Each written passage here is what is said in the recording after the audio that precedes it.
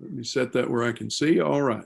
It's time for us to get started. Tonight we'll be looking at Genesis chapters 4 through 50. So in one sense, we will be flying, but by way of background to that, I want to go back and touch a couple of things that relate to actually going back to Genesis chapter 1, just briefly. If you've read at all in the text, you've discovered that chapter 15, which covers the book of Genesis, does not cover all the 50 chapters of it. It hits the high points of some professed problems. And I appreciate that Archer does not hide from these issues as some authors try to, but he also doesn't give them over much credibility either. He makes some excellent points that I would like to bring out to you about some of the historicity issues, some of the historical accuracy issues that are alleged in the book of Genesis, and beginning with Adam, obviously, in chapters 1, 2, and 3. One of the things that stands out is that the modernist, the skeptic, does not want to admit that humanity could possibly trace back to one original pair, and yet they're hard-pressed to explain why then do Jesus and the apostles quote and reference Adam and Eve as historical figures, as actual facts. Romans chapter 5, the theological point built in Romans chapter 5 rests on the legitimacy, the authenticity of Adam being a real person. By one man sin entered the world, by another man salvation entered the world. You take away the one, you have to take away the other. And it's one thing for a skeptic to do that. They would willingly do so. But for one who professes to be a believer in God, to take away the historical authenticity of Adam is to take away the theological significance of Jesus. There's no question that the New Testament writers, that Jesus, the apostles, the inspired penmen, the New Testament prophets, accepted the Genesis narrative of Adam, the Genesis story of creation, as authentic. Go to 2 Peter chapter 3, and that will take you down to Genesis chapter 6 and the account of Noah. And Peter likewise addresses the Noahic flood as being a historical fact. Now, one of the things that even some of our brethren in some of our colleges in recent years have tried to do to kind of pour oil on the waters between the academic community, the skeptics of the academic community who just dismiss the historicity of the book of Genesis out of hand, try to pour oil on the water between them and folks that accept it as historical fact, is to say, well, what you have in Genesis is not so much a factual historical account, but it's more like the parables that Jesus used. Jesus would say, the kingdom of heaven is like unto, and he'd give an illustration, and he made the point that there's a comparison to be made here. And of course, we look at parables, and the often touted explanation of a parable is a heavenly truth in earthly clothing or something to that effect. And they try to say then, well, that's what Genesis is. It's not really so much historical record as it is a spiritual application, a story with a spiritual application. The problem with that is that it presumes that Moses, or whoever authored Genesis, and I say that because so many of the skeptics object to Moses. We have no problem with Moses. But the presumption is that the author wrote Genesis, and therefore Exodus, Leviticus, Numbers, and Deuteronomy, merely to teach theological lessons and not to recount actual history. What's missing if that's the case? There is not one statement anywhere in Genesis, Exodus, Leviticus, Numbers, Deuteronomy that suggests that the historical facts, the historical figures that are presented there as legitimate, as genuine, as factual, there's not one statement anywhere there to suggest that these are merely constructions, fabrications intended to teach some larger spiritual lesson. Now, in the parables, Jesus is very plain. The kingdom of heaven is like unto a man seeking for pearls, and he finds a pearl of surpassing value and sells all that he has to purchase it. That's one reason, by the way, over in Luke chapter 16, verses 19 through 31, in the account of the rich man and Lazarus, we often talk about that as a parable, but it does not fit all the standard characteristics of a parable. Jesus recounts that incident as a historical incident, as an actual fact. He gives names, he gives specifics, things that are typically missing in a parable. In Genesis, we have names, we have places, we have times, we have years, we have specifics, all qualities, all aspects that are not typical of myths, of fables, of parables. The long and the short of it is there is no good reason to acquiesce to the cynicism and skepticism of some and try to harmonize our understanding of the book of Genesis with their skepticism. There's no reason to believe that Genesis is anything less than it purports to be. An historical, actual record of real people, real places, real events, just as they are described.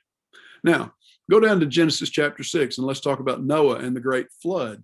And the objection that is presented most frequently, at least in my observation, is that there simply is not enough water in the world to account for a global flood. You've got Mount Everest that's almost 6 miles high, and there's simply not enough water to cover Mount Everest. And it just doesn't work. Even if you take all the springs and lakes and oceans and wring out all the moisture in the atmosphere into liquid form and melt the polar ice caps and raise the sea levels and so forth, you simply don't have enough water. Well, that assumes that Mount Everest and all of the other high mountains in the world have always been that tall. It assumes that they were there when the flood took place. Oh, but we know that they're millions and millions of years old. No, you know that they look millions and millions of years old, just like the stars above us. We discussed that a little bit last week. It's no more a stretch for God to create a universe with light in it that looks to us to have traveled for billions of years to get to us than it is, and to do it in an instant, than it is for him to create mountains with the appearance of age.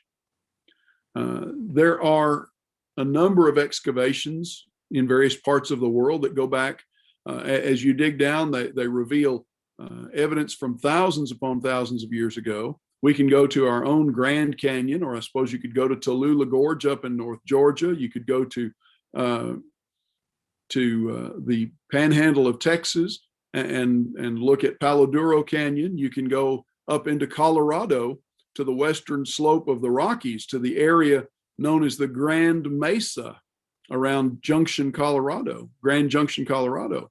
And as you come down from the Grand Mesa, you come down from an elevation approaching 10,000 feet, down through an area that not only is the breadbasket of western Colorado, it's beautiful, but it also is an area that's referred to as the Dobies, D-O-B-I-E-S. And these are foothills of clean, smooth, water-laid clay. They are the volcanic outflow from when the volcano that was the top of the Grand Mesa erupted. But all of that, all of those dobies downhill from there, the outflow from the volcano didn't just go up into the atmosphere. it erupted underwater. And all of that clay was laid down in the waterborne outflow from that eruption thousands of years ago. Here's the point. There are a number of archaeological or geological evidences that testify to massive flooding in the past. Now, do all of the evidences line up with each other in every location? No, they don't. Does that mean that they are necessarily different floods? Well, in some cases, clearly, but not in all. There has been more than one local flood in human history, and some of them were quite large. However, what happens with Noah and the Great Flood is that scholars and thinkers and skeptics among them try to find naturalistic explanations. And the most common one is, well, it was actually a localized flood. It flooded the Euphrates Valley, or it flooded the Mesopotamian basin. It was a huge flood, but it was not a global flood. Well, again, you have a problem there, because among other things, in Genesis chapters 6, 7, and 8, what do we discover? The box that Noah built, and we'll talk about that in a minute, came to rest on Mount Ararat. Now, assuming that it's on the same place in that part of the world that in Turkey that others have identified, it's over 15,000 feet above sea level. It's 3 miles and some above sea level. So that gets back to that problem of not enough water. If the mountain was that high to begin with, before the flood ever came, there's not enough water in the world to get that box up there in the first place. But there is an explanation. If you look at a map, a Mercator projection, for example, of the world, you notice how all the continents look a bit like interlocking pieces of a jigsaw puzzle, how they could all easily fit together into one more or less harmonious mass. There is a lot of belief in the scientific community, having nothing to do with the Bible, that suggests that in ancient times, of course, they're figuring millions or billions of years ago, not thousands. In ancient times, the continents were one continent, and with tectonic shifts and so forth, they have drifted apart. Well, now you take all the water in the world, pile it all up, and slosh it around and around and around like the world is a giant washing machine. You know, if you've ever watched flooding occur, or even just stood at a dam when they open the floodgates, the extraordinary power of water is a sight to behold. Further, it's commonly understood that the mountain ranges that now exist are the result of thrust and upheaval as tectonic plates collide. Well, what makes tectonic plates collide? The mass of the ground and the weight of the water sloshing around the world, even now, in the Atlantic and Pacific and Indian Oceans and so forth. Now, you take all that water and put it into one giant ocean, and all that land into one big land mass, and then slap it with all of that water, and what's liable to happen? You'll get massive uplift, which is a viable explanation for the mountain ranges that we see today. Hey, Dave. Go ahead, Jim. One of the questions I always ask when people talk about, well, there's not enough water is, well, you know, lots of places where there's water that we know of that we're just now beginning to really discover. I mean, the depth, you know, the depths of the ocean and that kind of thing. But the other thing is they talk about, you know, well, it was a localized flood. Well, if that's the case, why didn't God just have him pack up his family and move? Why make them build a Yeah, boat for 120 years? And why move all the animals? I mean, why save the animals? Why not just have them, go to another part of the world and be done and then come back? So it's just, exactly. If they were able to migrate as Abraham did, why not just have Noah migrate? And there is no good answer for that. That's a little bit like the question of monkeys to man evolution. If we came from monkeys, why do we still have monkeys? There's no good answer to that. Well, let's turn our attention now to the text of Genesis. We've got 46 chapters to look at tonight, 47 counting chapter 4, from 4 to 50. And we'll just pick up there in chapter 4. This is the beginning of society, of human society. Of course, we left off at the end of chapter 3, Adam and Eve expelled from the garden because of their partaking of the forbidden fruit, the fruit of the tree of the knowledge of good and evil. And now God has expelled them and set an angel, a flaming sword, at the entrance to prevent them coming in and partaking of the tree of life. And so in chapter 4, we find the statement, Adam knew Eve, his wife, and she conceived and bore Cain and said, I have gotten a man with the help of the Lord. And I think we had talked about this a little bit last week, how that in our world, we're very familiar with all kinds of technological abilities, but we cannot, without the help of the Lord, create life. That takes us back to Genesis chapter 1. And everything that God created, herb yielding seed, trees full grown, animals producing, and so forth, and man likewise. Eve was entirely correct to credit God with the birth of Cain and Abel, even though they were Adam's children after the flesh. So we pick up then at verse 3, and we find the beginning of worship. And isn't it interesting that in connection with the beginning of worship, we also find the beginning of crime. Verse 3, in the course of time, Cain brought to the Lord an offering of the fruit of the ground, and Abel also brought of the firstborn of his flock and of their fat portions. And the Lord had regard for Abel and his offering, but for Cain and his offering he had no regard. So Cain was very angry, and his face fell, and the Lord confronts him about it. Now, there are several things that we ought to deduce from what we read here. Number one, in verses 3 and 4, God had given some kind of law, some kind of requirement to the people that he made, a law that required a blood sacrifice. Now, this would not be the first blood sacrifice in human history.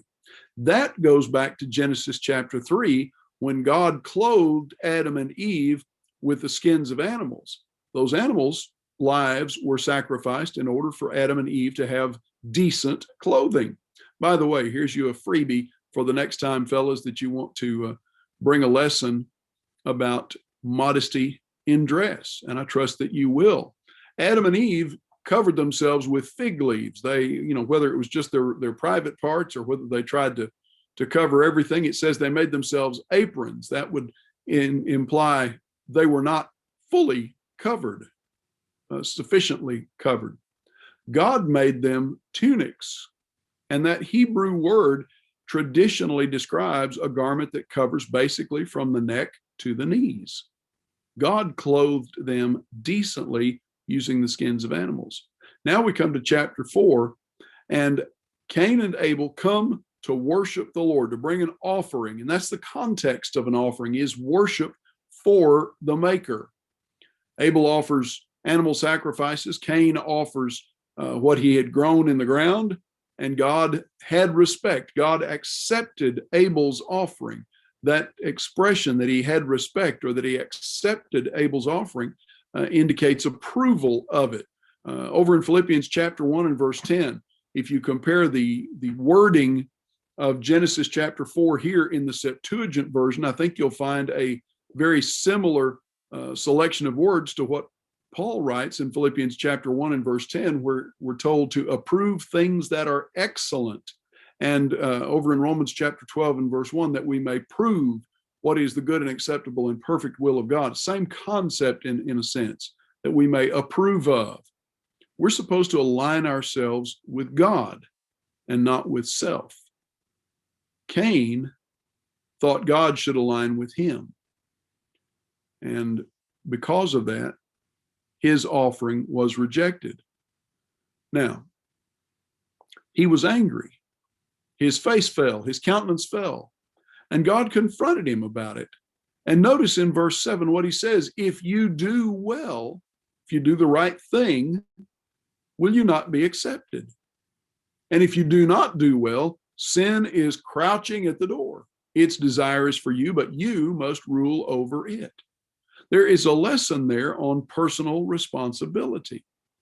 Cain had the opportunity, the ability, the knowledge to correct this situation and to change his attitude. But the fact is, he chose not to. And of course, we read then in verses 8 and 9 how that he murders his brother Abel out in the field. Now, the consequences of sin bring one of two reactions. Just as in the book of Exodus, God says to Moses, I will harden Pharaoh's heart by the things that I'm going to do to him. God is basically saying Pharaoh has one of two choices. He can repent, or in that case, submit, or he can rebel, which is what he did. Here, God gives Cain two choices: repent or rebel. And Cain chose to rebel. He sinned first in apparently not bringing before God the sacrifice that would please him. What are the particulars of Cain's sin? Does his sin lie in the fact that he brought the fruit of the ground rather than a blood sacrifice, or is his sin in his attitude about offering the sacrifice in the way that he offered it? That's not stated, though the common assumption in history has been that the fault lay with the what of his sacrifice and not only with his attitude in it. That is, that he should have brought an animal sacrifice. And some would object, well, he was a farmer, not a shepherd, so he wouldn't have had something to offer, but he certainly could have bartered with his brother, could he not? Millions, billions, I suppose, through time now, have been lulled into believing that God will gladly accept whatever they offer him. In fact, is that not essentially the premise of all denominational religion? That God will be satisfied. This is good enough for God. I like it, therefore God should be satisfied with it. That's the essence of the world of Christendom in a nutshell. Malachi, though, challenged the people of his day in Malachi chapter 1, verses 7 and 8, for their attitude in this. Offer this to the governor, see if he would be satisfied with it. Chapter 3, he says, bring the whole offering into the storehouse and see if God doesn't basically drown you in blessings. In Matthew chapter 15, Mark chapter 7, how does Jesus address the Pharisees? This people honors me with their lips, but their heart is far from me, for they teach as doctrines the commandments of men. They've substituted their own will for the will of God. Now, Cain, rather than correct the problem, goes and vents his anger by murdering his brother, and sin in the form of murder now enters the world. After this, of course, God confronts Cain. What have you done? Well, am I my brother's keeper? And the answer resoundingly is yes, we have a responsibility toward each other. Now, let me pause here for a second and just make an observation. Living in the 21st century, we are increasingly, almost daily, living more and more and more in a world where the essential worth of human life is called into question. I read just a week or two ago that the number of Down's syndrome children being born in Europe, in the European Union, has declined by almost 50% since the advent of in utero testing. Since that can be diagnosed in the womb, almost half of the mothers and families who discover that they're going to have a Down syndrome child choose to abort that child rather than raise it. And we're not talking about a child that would grow up to be profoundly retarded and utterly helpless. But the essential value of a human life is increasingly called into question. In the Netherlands, where euthanasia is legal and has been for some years now, because the idea of dying in a hospital setting in order to donate my organs is distressing. I'd rather die at home. Now the Dutch have come up with a method of semi-euthanasia in the home, basically, where the person who has decided that they're ready to die is basically anesthetized into total unconsciousness. And then after the family have said their goodbyes, held hands and so forth in that process, then the body is transported to a hospital so that the organs can be harvested before literal death of the body takes place. That's gruesome, but that's our world. Cain disregarded the value of his own brother's life, and in that offended God, not just his brother, because Abel, like Cain, like Adam, like Eve, was made in the image of God. And so murder is an offense against God and not just against the murder victim himself. Upon being confronted with his sin, your brother's blood cries out to the ground from me. Am I my brother's keeper? Yes, you are. You have a responsibility to value what God values, and God values human life. Cain further sinned in trying to cover his murder of his brother with a lie. You look at chapter 4 and verse 9. I don't know where my brother is. Am I his keeper? You do know. And yes, you are. Skip down in chapter 4 to verse 13 now, and just notice here you have the continual complaint, the constant complaint of the condemned. Cain is brought to book, so to speak, for his sin. Judgment is pronounced on him. You will have to suffer the consequences of your actions. And what does he say at verse 13? It's too much. It's not fair. It's more than I can stand. You should have thought of that before you killed your brother. That's the attitude of our world, though. It's not my fault. The Apostle Peter in 1 Peter chapter 4 wrote in verses 15 and 16, what credit is it if, when you're beaten for your faults, you take it patiently? But when you do good and suffer, if you take it patiently, this is commendable before God. That's 1 Peter 2 and verse 20. And then down in chapter 4, let none of you suffer as a murderer, a thief, an evildoer, a busybody in other people's matters. Yet if anyone suffers as a Christian, let him not be ashamed, but let him glorify God in this matter. We live in a world filled with victims. We're all victims, we're told. But God's word says the wickedness of the wicked shall be upon him. Ezekiel chapter 18 and verse 20. So the beginning of society, of human society in Genesis chapter 4, portends a lot for the rest of human history, and it's not an auspicious beginning in that respect.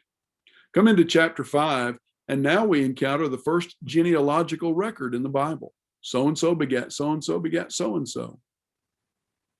And that word begat simply means he fathered. He fathered these children. This is the first genealogical record, and its purpose really is to give us the ancestry of Noah from the beginning of time. Interesting that in this, Job is not mentioned, but Job was probably a contemporary of Abraham, so he's farther down the stream of time. It's very possible that Job, however, was the first book of the Old Testament actually written down. And we'll talk about that later as we get to it. Now, Moses covers 10 generations in just about that many verses here in Genesis chapter 5. And the thing that stands out is that these are significantly long generations. And here is one of those passages that brings us back to one of the allegations of some in the scholarly community that Moses couldn't possibly have written all these things. He was just a semi-literate Bedouin and so forth. He didn't even know how to count. He was counting months rather than years or what have you. Because when God created man, he made them in the likeness of God, chapter 5 and verse 1, male and female, he created them, and he blessed them and named them man. And when they were created, Adam had lived 130 years and fathered a son in his own likeness after his image and named him Seth.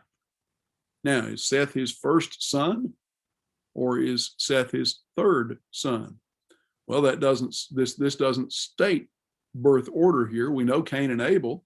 Back in chapter 4, we presume, and I think rightly so, they are the first. But at 130 years old, he fathers Seth. The days of Adam after he fathered Seth were 800 years. So Adam is 930 years old when he dies. The average lifespan, here's you an interesting little tidbit.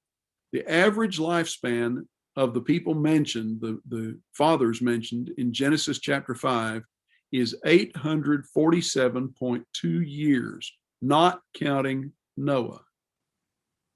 The average age at which it says that they fathered children is 117.3 years, 155 if we count Noah.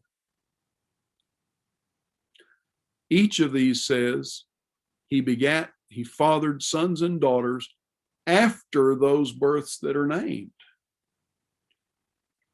In the first generations of the world, humanity multiplied enormously, exponentially. There have been some estimates that the population of the world in Noah's day, in the day of the great flood, might very well have been as great or maybe even greater than it is today. Now, we are told there are 7+ billion people in the 21st century world right now, and that's supposed to increase to 10 billion, I think, by 2050. Genesis chapter 5 is a study in history. It's a review of things past. So the time frame from chapter 4 to chapters 5 and 6 is enormous. Now, there's one major lesson I want to point out in chapter 5. You find it in verse 5 and verse 8 and verse 11, 14, 17, 20, 27, and 31. In all of those passages, you read 3 words: and he died. They fulfill the promise of Genesis 2 and verse 17. In the day that you sin, you shall surely die. The consequences of sin are spiritual separation from God, and in the physical world, eventually, physical death. This is an experience common to all men. What does Hebrews chapter 9 and verse 27 tell us? It's appointed unto man once to die, and after this, the judgment. Pardon me, brethren, one of our students needs our link to our class. Here we go.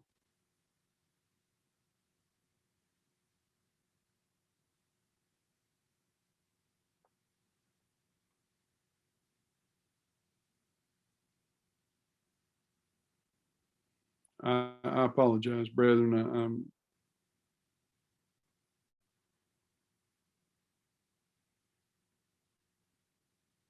I just noticed this, and it doesn't seem to. Oh, there's the problem.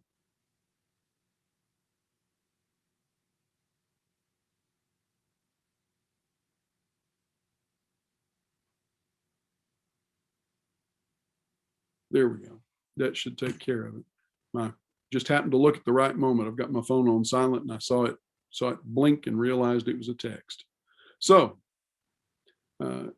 these words, and he died, describe in short what Hebrews 9 and verse 27 tells us. It's appointed unto man once to die, and after this, the judgment. Go to James chapter 2, verse 26. And how does James describe death?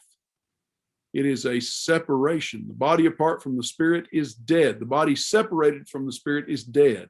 Isaiah tells us sin is what causes that separation. Isaiah 59, verse 2. And in Ephesians chapter 2 and verse 1, the Apostle Paul describes as dead those who have been separated from God by their sins, even though they're physically alive. During the time that they were dead spiritually, Paul says they're separated from Christ, alienated from the commonwealth of Israel, hopeless, and without God in the world, verse 12. And that's an experience that's common to all accountable humanity, according to Romans chapter 3, verses 9 and 10 and verse 23. All have sinned and come short of the glory of God. Solomon tells us that after death, there's no going back and fixing things that we got wrong in this life. Ecclesiastes chapter 9 and verse 10. And likewise, in the account of the rich man and Lazarus in Luke chapter 16, Jesus describes Abraham as telling the rich man that Lazarus can't come back. If his brothers won't believe Moses and the prophets, they wouldn't believe someone who rose from the dead. Now, it ought to be especially sobering for us to think that there's something that follows death, and that's judgment. Paul says in Romans chapter 14, verse 12, that all of us, every single one of us, will stand before the judgment seat of Christ. And on Mars Hill, in Acts chapter 17, verse 31, he says that God has appointed a day in which he'll judge all of us. So that common experience of death comes to all humanity in one of two ways. To a faithful child of God, whether faithful in the patriarchal era, or a faithful Israelite, or a faithful spiritual Jew, a Christian. To the faithful child of God, death is a victory. I've made it. 1 Corinthians chapter 15, verses 50 and following. O death, where is thy sting? O grave, where is thy victory? The sting of death is sin, and so forth. In Philippians chapter 1, verse 23, the Apostle Paul writes of his own desire to depart and be with the Lord, to go and be with the Lord, to quit the walks of men and move on. But if you're not prepared, the other side of that coin, if you're not prepared, it's a disaster of incalculable magnitude. Matthew chapter 7, Jesus in the Sermon on the Mount says, not everyone that saith unto me, Lord, Lord, shall enter into the kingdom of heaven, verses 21 through 23, but he that doeth the will of my Father which is in heaven, or 19 through 21 rather. He that doeth the will of my Father which is in heaven. In that day, many will say unto me, Lord, Lord, did we not prophesy in thy name and cast out demons and do many mighty works in thy name? And I will profess unto them, depart from me, I never knew you, you workers of iniquity. 1 Thessalonians chapter 1 and verse 9, likewise, God will render vengeance on those who do not know him, and distinct from that, those who do not obey him. So, if you have questions, oh dear, I sent him the wrong link. Brother Dave Domingue, let me send you a text with an address in it and get you to send Elvin a link.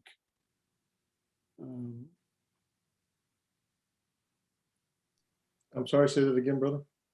I need you to send this brother a link to this class. Okay. Apparently I sent him the one that is for my Zoom sessions. And this is Elvin Hall out in Texas. So I'm going to send you Send me his info and I'll send it. Contact. I'm going to send you a contact, and you can send him the link. All right, no problem. If Okay. if I don't get them on the registration, I don't have them Yeah. consistently in the responses. So. Right. I understand. I thought he was going to contact you, and apparently he did not. Anyhow, so Genesis chapter 6 through 9, and we could take time and look at all of the extraordinary ages of these individuals in chapter 5. After Noah was 500 years old, he fathered, the end of chapter 5, Shem, Ham, and Japheth. After he was 500 years old. Been around a while. So you pick up in chapter 6, and now our attention is focused on the life and the experiences of Noah. And these chapters are basically the conclusion to the first generation of the world's history. It concludes with the global flood, the universal flood, and a new beginning, which gives humanity a second chance in this world. Now, think about this for a moment. Everyone proceeds genetically, biologically, from Adam and Eve. Adam and Eve have children. He fathers children with Eve. They have at least 3 sons. And then from there, they multiply and multiply. They obviously had daughters as well. Otherwise, their sons would have had no wives. But if the population expands even to the point of let's say, just 1 million people in the intervening years between Adam and Noah, after Noah, you've got 8 people starting over. But the gene pool represented in those 8 people is sufficient to produce what we have now, today. Just as the gene pool represented in Adam and Eve was sufficient to produce everyone up to that point. Now, the condition of the world in Noah's day, in Genesis chapter 6, in a lot of ways, very much like the 21st century world. People are corrupt in their thinking. Their value in their own minds is inflated to the point of ridiculous. If you look at Genesis chapter 6 and verse 5, the Lord saw the wickedness of man was great in the earth, and that every intention of the thoughts of his heart was only evil continually. People have become so corrupt in their thinking, their actions, that has become all consuming. Now, pause here for just a second and think about the implication of that. We know that there are certain behaviors in the human experience that are described as addictive, whether it's tobacco use or alcoholism or gambling or food addiction, sexual addictions, and so forth. It is not difficult in the human experience to become obsessed with something. Now, when we're obsessed with God and with righteousness, that's a good thing. When we're obsessed with sin, though, the desire for more and more and more and more and constantly more stimulation can easily crowd out every variety of righteousness. And that's exactly what Moses is describing in Genesis chapter 6, verse 5. So far had man fallen from his original high estate that what does God conclude? The only thing to do is go back to square one, wipe them all out. But that's not what's actually going to happen, because we get down here to verse 8, and there's that word but. It repents me that I have made man, I will scour off the face of the earth, God says, but Noah found grace in the eyes of the Lord. So chapters 6, 7, 8, 9, the conclusion of the first generation of humanity and a new beginning. Go back to Genesis chapter 6, verse 2, the sons of God and the daughters of men. And some in various denominations have mistakenly claimed and asserted that the sons of God here are angels who left their proper estate, and they reference Jude verse 6 and 1 Corinthians 11 and verse 10, and say that angels came down into the human realm and mated with human women, and the result were the Nephilim, the giants of old, sort of a super race, sort of a superhuman race of whom Goliath and his brothers were supposed to be a part. Well, in fact, Goliath and his brothers were probably the offspring of Anak, the Anakim, who dwelt in that region that would become Philistia or Philistine in the ancient world.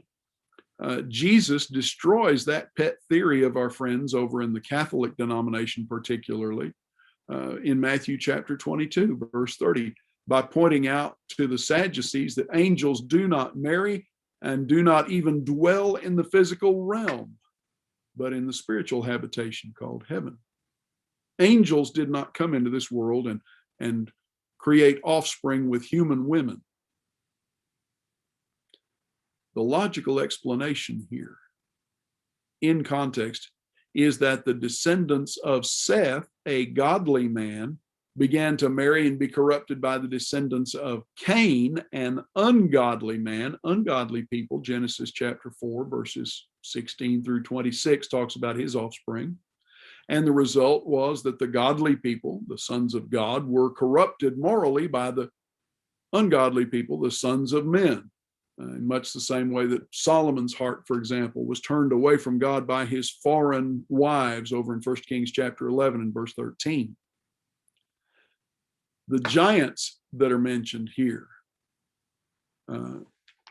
as we come down into this text, the giants that are mentioned in the King James, they're not, that term does not necessarily describe men of enormous physical stature. Rather, it's a description of their character and their behavior. They were rough, they were brutal, brutish men.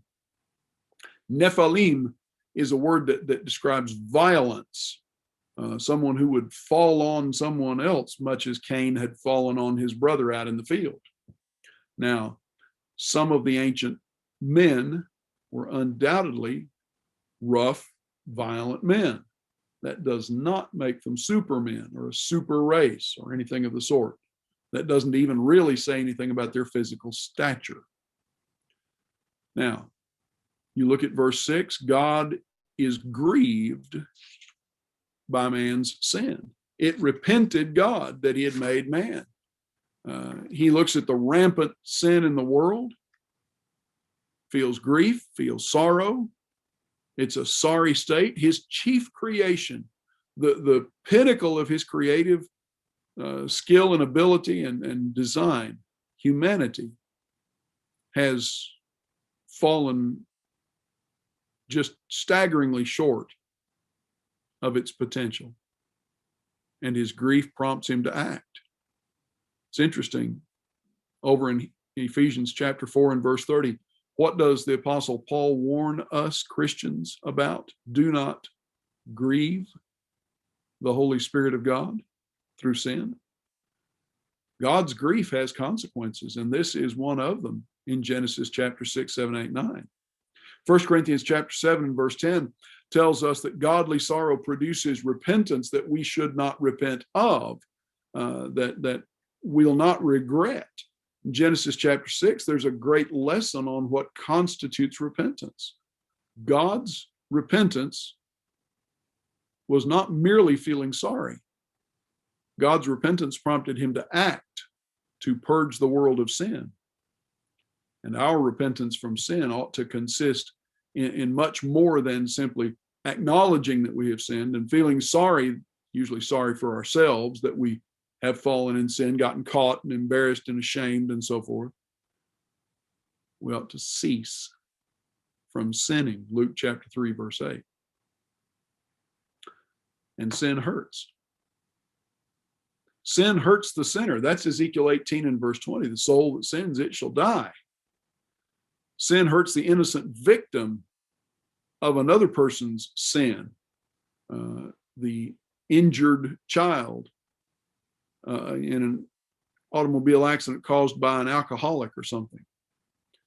But more than all of that, sin hurts God, causes him grief, because the glory of his creation falls so far short of what we could be.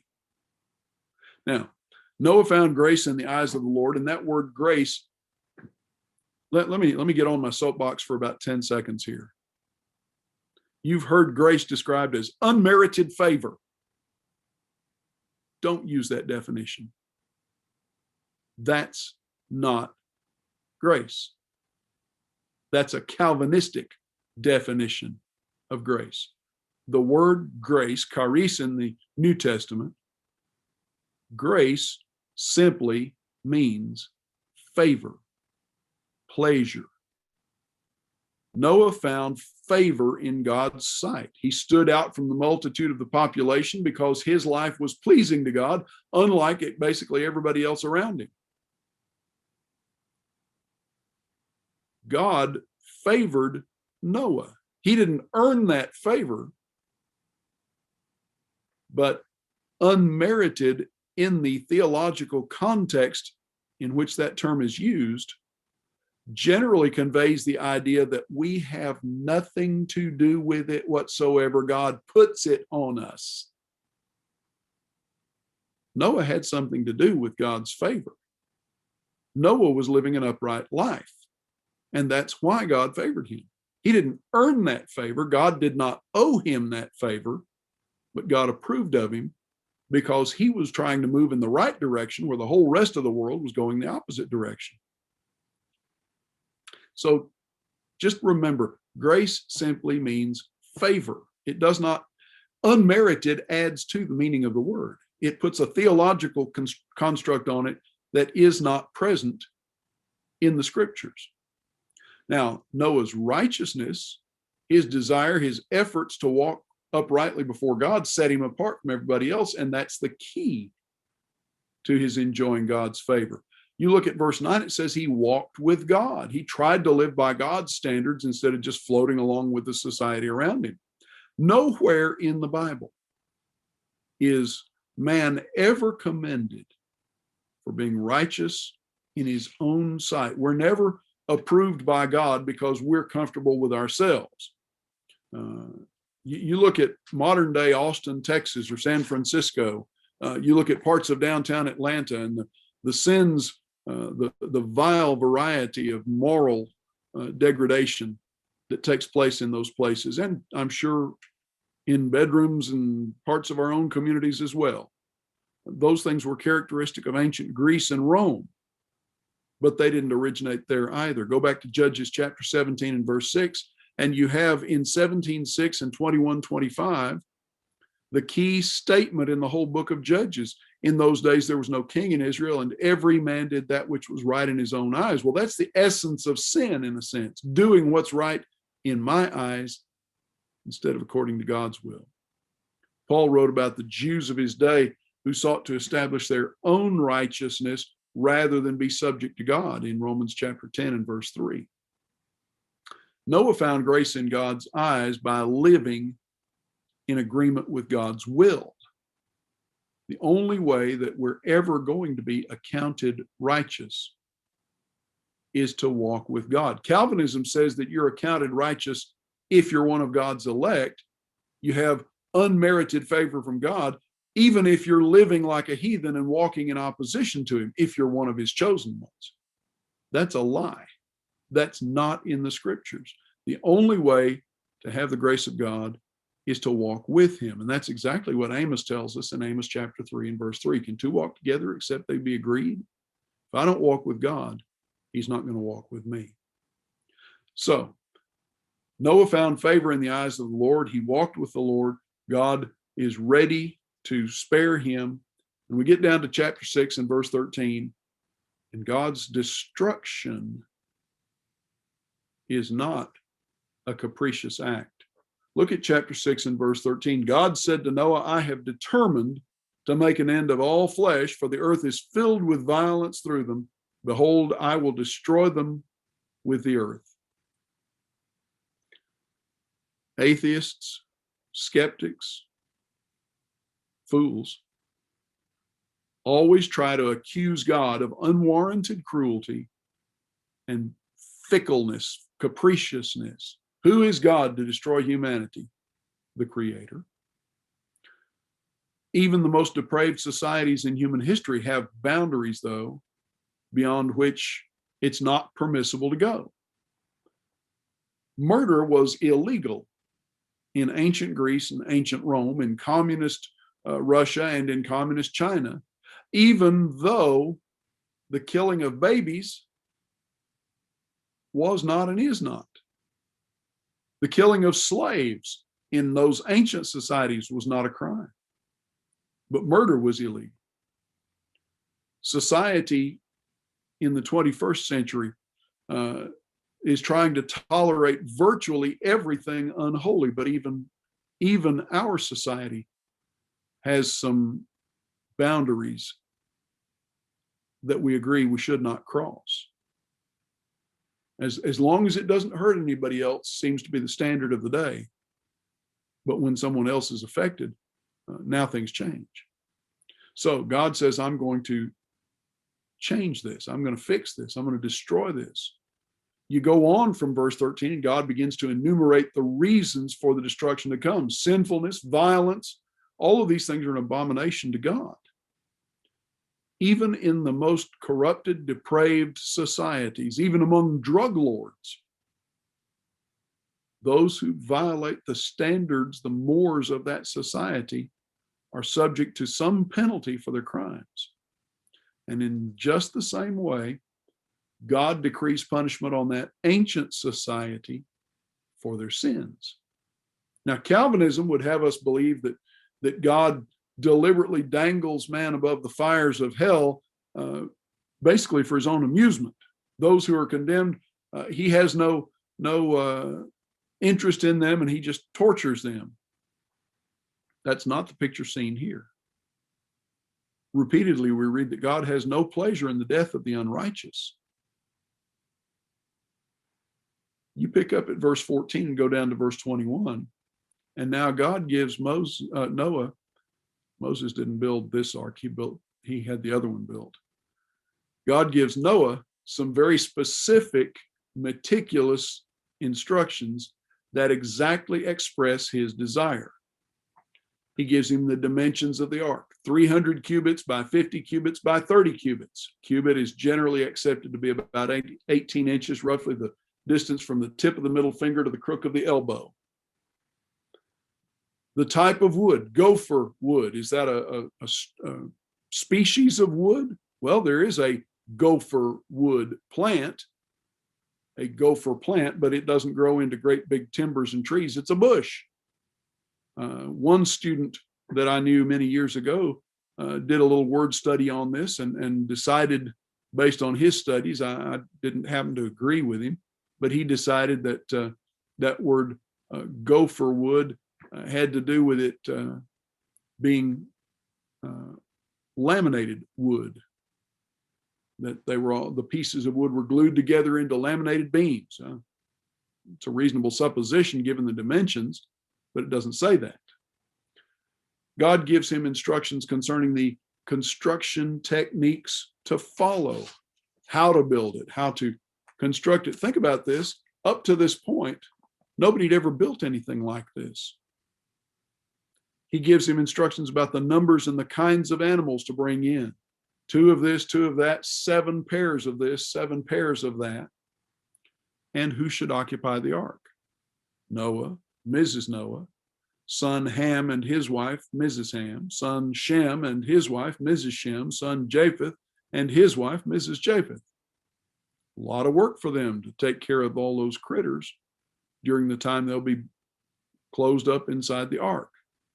By the way, how many depictions of the ark have you seen that make it look kind of like a double-ended old Spanish galleon with the masts gone, round-ended and bulbous? The Hebrew word that we translate as ark literally means box. That's why we have an ark of the covenant, the box of the covenant for the Israelites over in the book of Exodus. What Noah built was a giant barge, a giant square ended barge, not a boat as we depict it. That's one of the disappointments of the big art museum up in Kentucky, is they made it look like a boat instead of like a box. Even barges on the ocean today are generally square-ended and square flat-bottomed and so forth, much like this. By the way, the dimensions, 300 cubits long, about 450 feet long, make this long enough to span, if it's riding with the waves, from wave crest to wave crest. So it would ride comparatively smoothly rather than dipping and riding up again. And its width, 50 cubits, 75 feet, makes it wide enough that if it lies in the trough of a wave, it's not liable to roll over if the waves are violent. You may get seasick, but it's not going to tip over. The key point is in chapter 6, verse 22, and then again in chapter 7 and verse 5. Noah did everything according to all that God commanded him. He followed God's instructions precisely. Now, in just the same way, God is going to give Moses very precise, very exact directions, instructions at Mount Sinai about building the tabernacle. And his final word in Exodus 25 and verse 9, and repeated in Hebrews chapter 8 and verse 5, echoes the thought presented here. See that you make all things according to the pattern shown to you on the mountain. Had Noah built the ark of some other kind of wood other than gopher wood, would it have mattered? Absolutely. Had he made it 299 cubits long, would it have made a difference? Absolutely. Had Moses not followed God's instructions for the tabernacle, would it have been an acceptable place of worship? Would it have been the tent of meeting between man and God? Not at all. The principle is very simple, and it's amazing how frequently it is repeated throughout Genesis through Revelation. If we don't follow God's instructions, whether it's building arks or salvation, Christian living, proper worship, if we don't follow God's instructions, we will not be acceptable to him. And it's just that simple. Now look down to chapter 6 and verse 22, and here you see the path of Noah's salvation. The key is that he did everything the Lord commanded exactly as he commanded it. He didn't change things. He didn't argue. He wasn't presumptuous. And presumptuous is a strongly condemned sin in Numbers chapter 15, verse 30.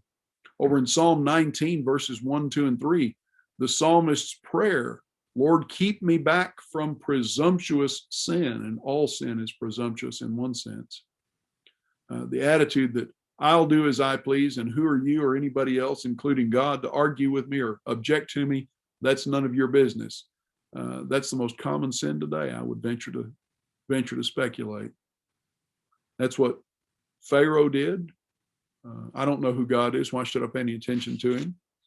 That's what people do today in their moral behavior, in their worship behavior, in their sense of right and wrong. Again, we go back to Judges. Each man did what was right in his own eyes. When that happens, people suffer because God is not being honored.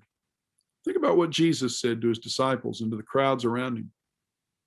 In John chapter 14, verse 15, simple statement. If you love me, do what? Keep my commandments. That's what God has said all along from the Garden of Eden. If you love me, keep my commandments. So, chapter 6, he builds the ark. Verse 7 of chapter 7, verse 6 of chapter 7, he was 600 years old when the flood came, and his sons and his wife and his daughters-in-law, they went into the ark and they took the animals. And after 7 days, the waters of the flood came upon the earth. In the second month, verse 11, On the 17th day of the month, the fountains of the deep burst forth, and the windows of heaven were opened. Rain fell on the earth 40 days and 40 nights. And as Bill Cosby used to say, all the sewers backed up. Well, it made a mess.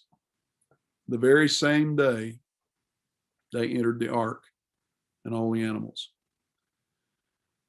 The rest of chapter 7 covers the balance of the flood. The flood continued 40 days. The waters increased, bore the ark up, and all flesh died. Verse 21, livestock, birds, beasts, swarming creatures, and all mankind. Everything on the dry land in whose nostrils was the breath of life died. But now come into chapter 8, and the flood subsides, and Noah begins to search, as it were, for dry land, sending out a dove. You get down to verse 13, in the 601st year of the first month, the first day of the month, the waters are dried up, and Noah removed the covering. He opened the door, basically, and looked and saw dry ground. Verse 14, the second month, on the 27th day, the earth had dried out. So it took another almost 2 months for things to dry out enough for them to leave the ark. Go out from the ark, and you get to verse 20, and what do we find? Noah's very first action on being delivered from the flood through the ark and being released from the ark is to do what? To give thanks. He built an altar for sacrifice. Hebrews chapter 13, verse 15. We are to offer sacrifice to God. And there was an adequate supply of sacrificial animals, even if they didn't breed on the ark. You go back to chapter 7, verses 2 and 3, you have the details of how many of the clean animals were to be brought in. There were plenty there for this sacrifice, even if they hadn't reproduced. And it may well be that they were young when they came in, and now they're mature and able to. Over and over again, you see in the scriptures the appropriateness of giving thanks to God. Psalm 7 and verse 17, Romans chapter 1 and verse 21, unthankfulness is a cause of condemnation. Thankfulness is to accompany our praise to God in Ephesians chapter 5 and verses 19 and 20. We're to let our requests be made known with thanksgiving unto God, Philippians chapter 4 and verse 6. I desire everywhere that men pray, lifting up holy hands, giving thanks to the Father, 1 Timothy chapter 2 and verse 1. The point is that we ought to appreciate, we ought to be grateful for all that God does for us. Now you come to chapter 9, and in chapter 9, we could very well describe this in verse 4 as a lesson for our friends in the Jehovah's Witness cult. Well-known doctrine of the witnesses is to deny or refuse all blood transfusions because, we're not supposed to eat blood. Well, in fact, that's not in any stretch of the imagination eating or consuming in that sense. But notice what Genesis chapter 9, verse 4 actually says. It says, you shall not eat flesh with its life, that is, its blood, for life is in the blood. You don't eat flesh with the blood in it. You bleed the animals. That's what they were teaching the Israelites. Unbled meat is not to be eaten because the life is in the blood. The logical conclusion, you deny a blood transfusion, you're denying that which would give life. And so our friends over in the witness cult misinterpret the passage entirely in order to sustain their doctrine. Now skip down to verses 13 through 17, and here we're introduced to the Lord's bow. But it's not bow and arrow bow, it's the rainbow. And to paraphrase or to borrow a phrase from Inigo Montoya in The Princess Bride, I don't think that means what you think that means, to refer to our friends painting rainbows on streets and hanging rainbow flags. The purpose of the rainbow in the sky is a memorial. It's a reminder every time we see it. Verse 15, a reminder that God has given us his word. He has sworn, and he can swear by none greater than himself, but he's promised that he'll never again flood the entire earth. Here is a proof for the Noahic flood's universality. Rainbows are seen all over the world. If you believe in God and you believe that the flood of Noah was merely a local phenomenon, that it wasn't a worldwide flood, but just in the valley there, the area of the Fertile Crescent, but you'd have to conclude that God has broken his promise, because local floods continue, including in that part of the world, even today. But the whole world has never again been flooded and never will be. Every time you see a rainbow, you have God's promise being renewed that this will not happen. The world will not be destroyed by water once again. Peter, 2 Peter chapter 3, makes the point that happened then, but next time God's going to do it a different way. He'll use fire. Flip the page and look at chapter 9. And among other things, in chapter 9, we come to verses 20 and following, the descendants of Noah, and we find that Noah does something foolish.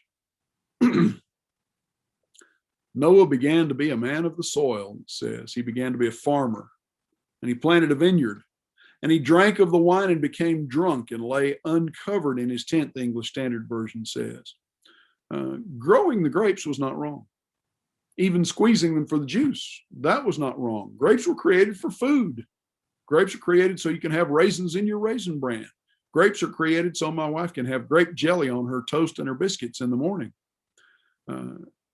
Grapes are even used by our Lord, according to John chapter 2, and grape juice. Folly comes from misusing what the Lord gives. Now, question, did Noah understand what could happen? I don't know if there'd ever been alcoholic wine in the world up to that point or not.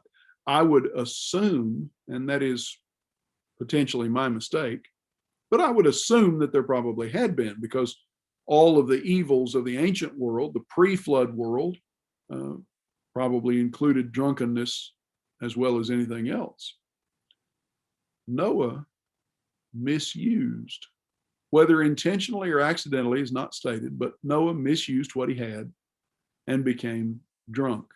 You look at the effects of drunkenness, and by the way, wine, grape juice left to its own devices, will only develop about 12.5% alcohol by volume, not a very high alcohol content. So you either have to be totally unaccustomed to imbibing alcohol, or you have to drink an enormous amount, or both, to get really honest to goodness good and drunk on naturally fermented wine. But you look at the effects of being drunk: loss of judgment, loss of shame. He was uncovered. Displeasure before God. Go over to Leviticus chapter 10 and verse 9, Proverbs chapter 23, verse 31, Galatians chapter 5, start at verse 20 and following, the works of the flesh. Those things are not pleasing to God. And it's significant to notice, to point out, that never anywhere in the scriptures is the use of anything that impairs our judgment endorsed. We never have an endorsement of anything that impairs judgment. There is a valid medicinal use for such things, but not a social use, not a use for the purpose of changing our sense of judgment. Now, it's 7:17, and we're at chapters 10 and following, and we'll pick up and go a little bit quicker from this point forward. Questions, comments before we take our break?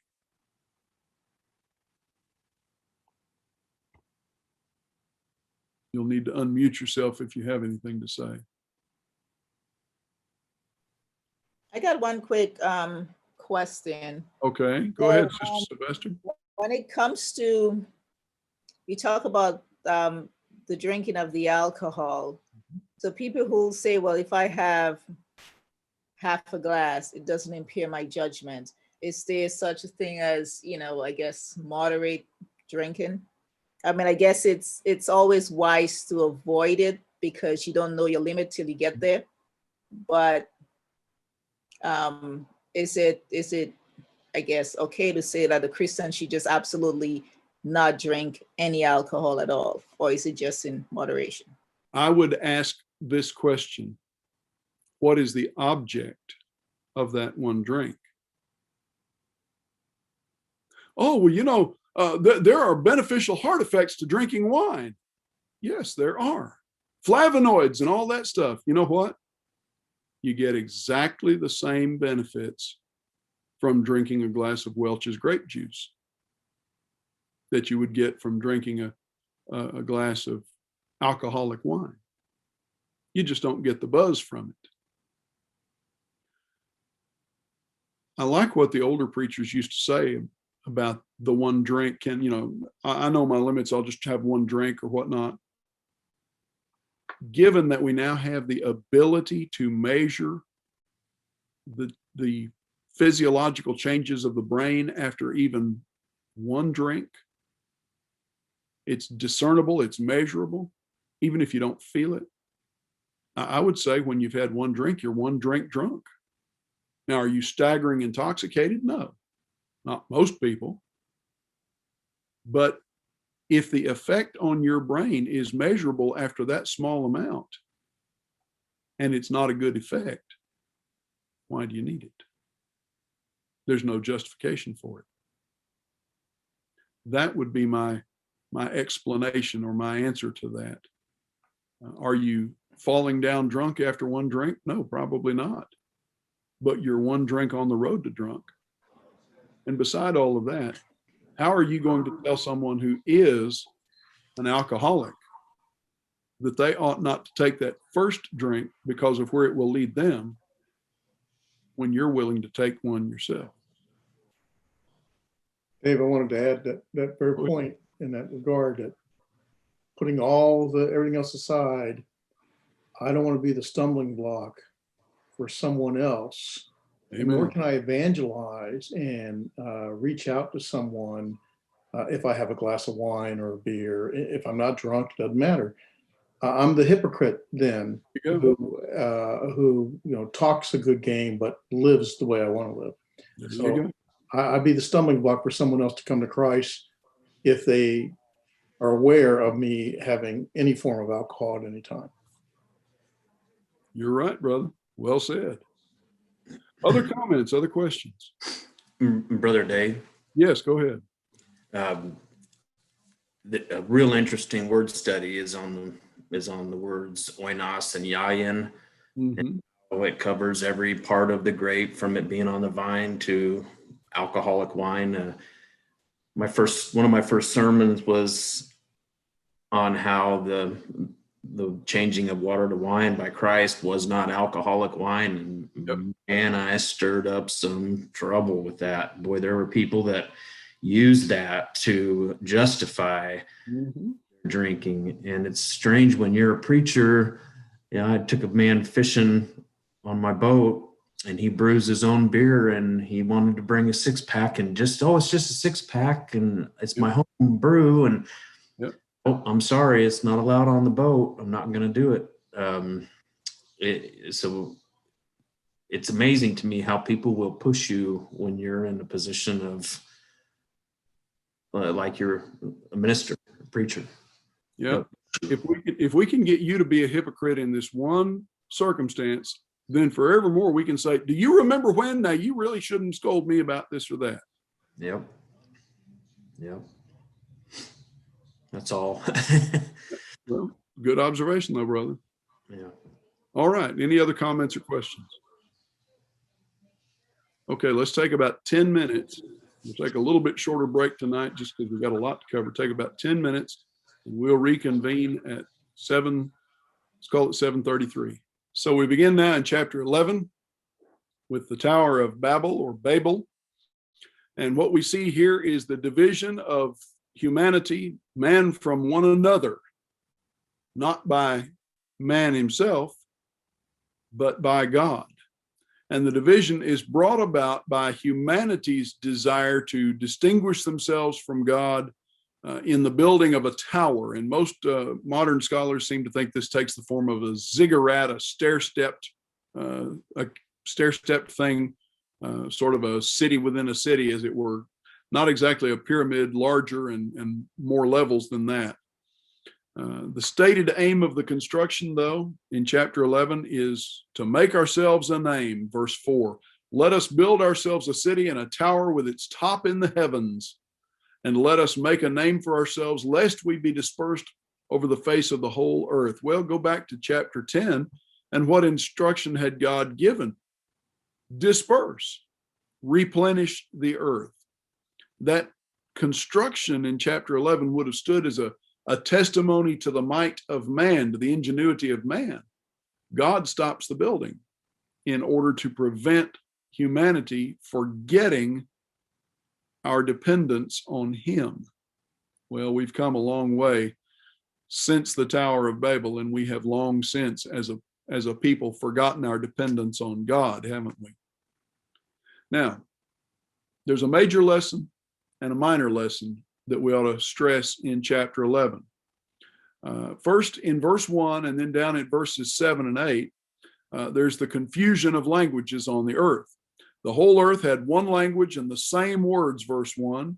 In verse 7, God says, let us go down and confuse their language so they may not understand one another's speech. In other words, we're going to create new languages. So the Lord dispersed them from there over the face of the whole earth. In verse 1, what Moses is doing is pointing out that everyone had the same language up to that point. It's all homogeneous. Was it Hebrew? I don't know. The homogeneity of language gives rise to really unbecoming pride among the people of that era. That's verses 3 and following. And pride is not something that the scriptures ever endorse. You know, we say, I'm proud of you to our children, and what we mean is we approve of them. And we understand the accommodative way we use that word. But nothing in the scriptures ever approves of pride. And in fact, one sweet sister in Jamaica years ago frequently made the point that if you are proud, you stink in the nostrils of God. And I've always remembered that imagery, very vivid there. In Psalm 119, verse 21, pride is coupled with erring, with straying away from the commandments of God. It's considered a sin in Proverbs chapter 8 and in Proverbs chapter 21. And in James chapter 4, what do you find in verse 6? God resists the proud, quoting actually from Proverbs 3, verse 34, and gives grace to the humble. As Christians, we need to be careful, take care that we don't make the same mistake these early people made. Go over to Romans chapter 15, and what do you find at verse 4? There's a reason that we have all of these stories, as they're sometimes described, in our Bibles. We're supposed to learn from them. These things are written for our admonition. God didn't preserve the Old Testament for the benefit of the Jews only. He preserved it for us. These things are written for our admonition and our learning, on whom the ends of the ages are come. We're tempted, and it would be easy to destroy ourselves with pride in our accomplishments. It doesn't matter if it's pride in our work or in our work ethic. They can't get along without me there. Or pride in our education. I've got my PhD degree. Nothing wrong with that, but that doesn't make you a better person. Pride in our sports ability, our athletics, and so forth. What does Peter say in 1 Peter 5 and verse 6? If you're a Christian, humble yourself under the mighty hand of God, that in due time he may exalt you. So what does God do? What's God's answer to the arrogance, the pride of humanity? I'll confuse their speech. He confounded the effort to erect a monument to man's ingenuity. He mixed things up. And the effect was, he brought it to a screeching halt because he stopped communication, and thus the building of a monument to humanity.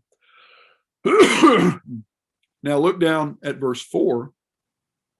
The aim of man, the purpose of man on the plains of Shinar.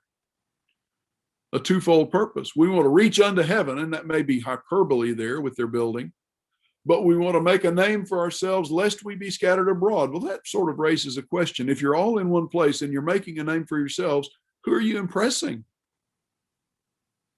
You're just impressing yourselves. You're all there. There's nobody else out there to impress.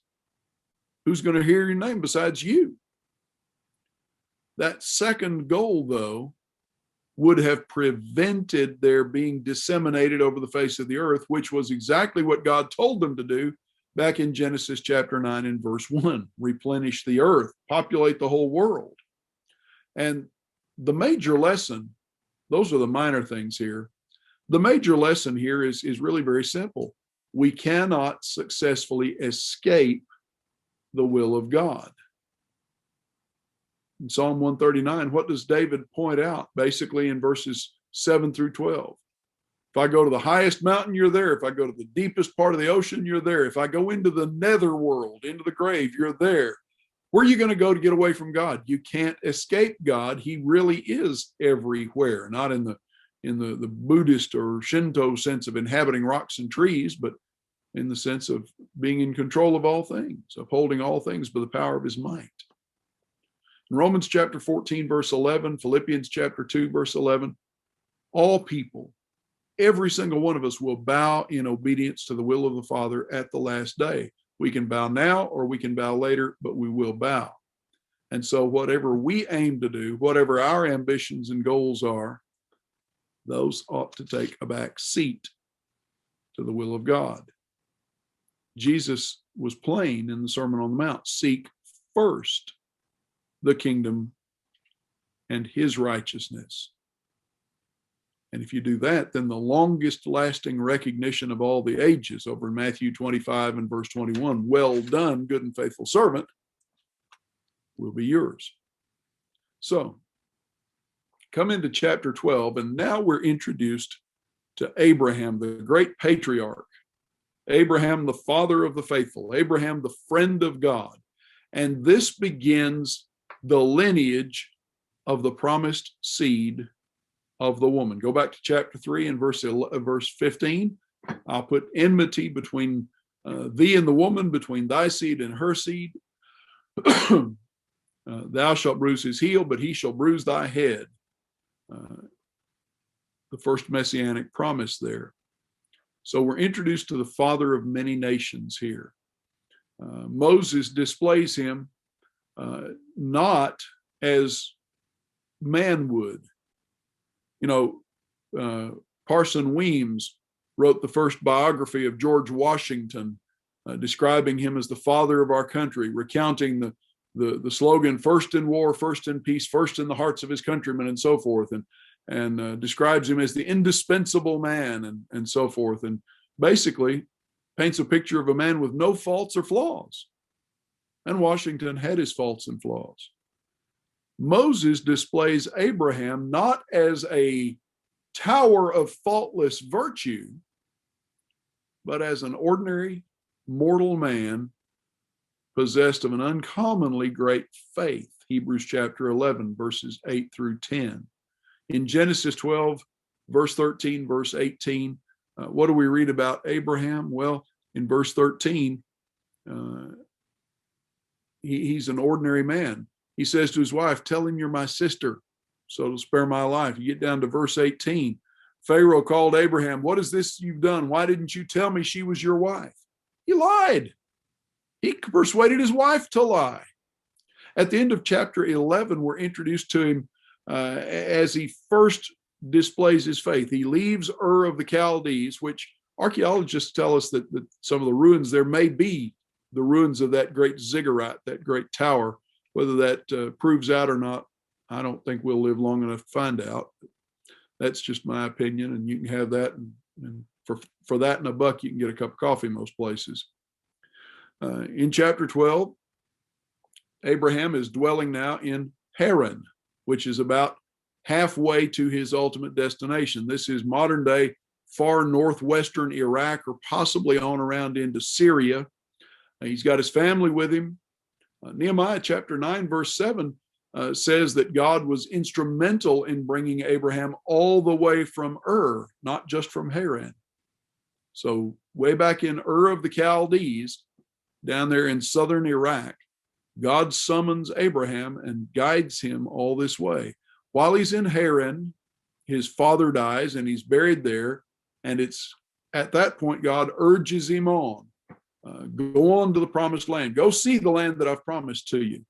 And starts to reveal to him now in chapter 12 what this is really all about, his intentions for Abraham's descendants. Now, we look at Abraham, we see that the testing of his faith sometimes was very severe, very strongly tested. And the testing, the trying of his faith lasted a long time, years, to see if it would endure. Now, question, why would God choose Abraham as the conduit, as the pipeline for the Messiah? We look at Abraham, we see his mistakes, we see times of weak faith, we see his sins. Why Abraham? Well, turn a couple of pages and look at Genesis chapter 18 and verse 19.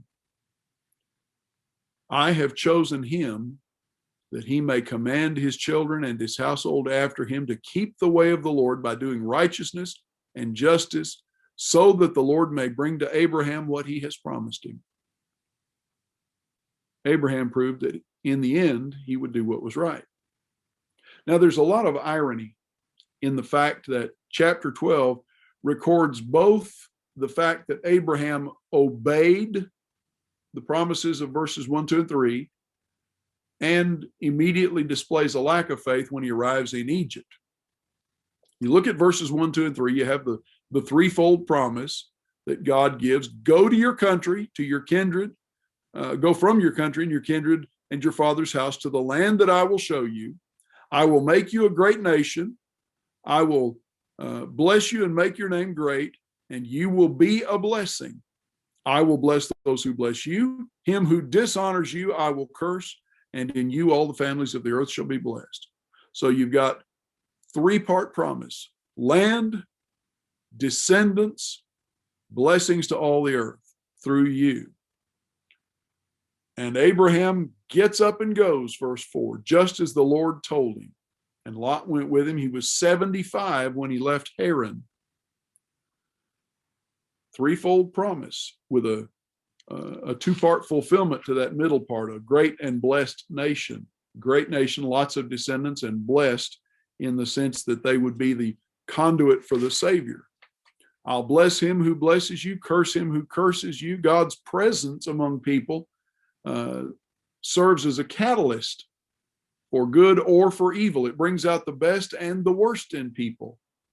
Brings out the best in those who are willing to be righteous and willing to act righteously. Righteousness can act as a leavening agent, a leavening force on those around them.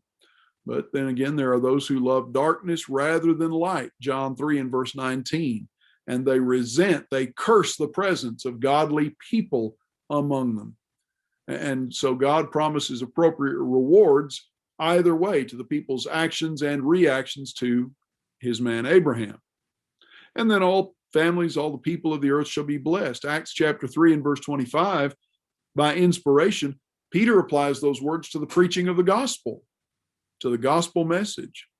And in Galatians 3 and verse 8, the Apostle Paul emphasizes that the promise of blessing here includes the Gentiles. Here's the mistake that the ancient Jews made. They thought it applied only to them.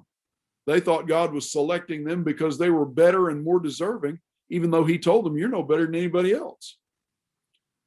But Paul makes it plain that this applies to the Gentiles as well as Abraham's physical descendants through Jacob.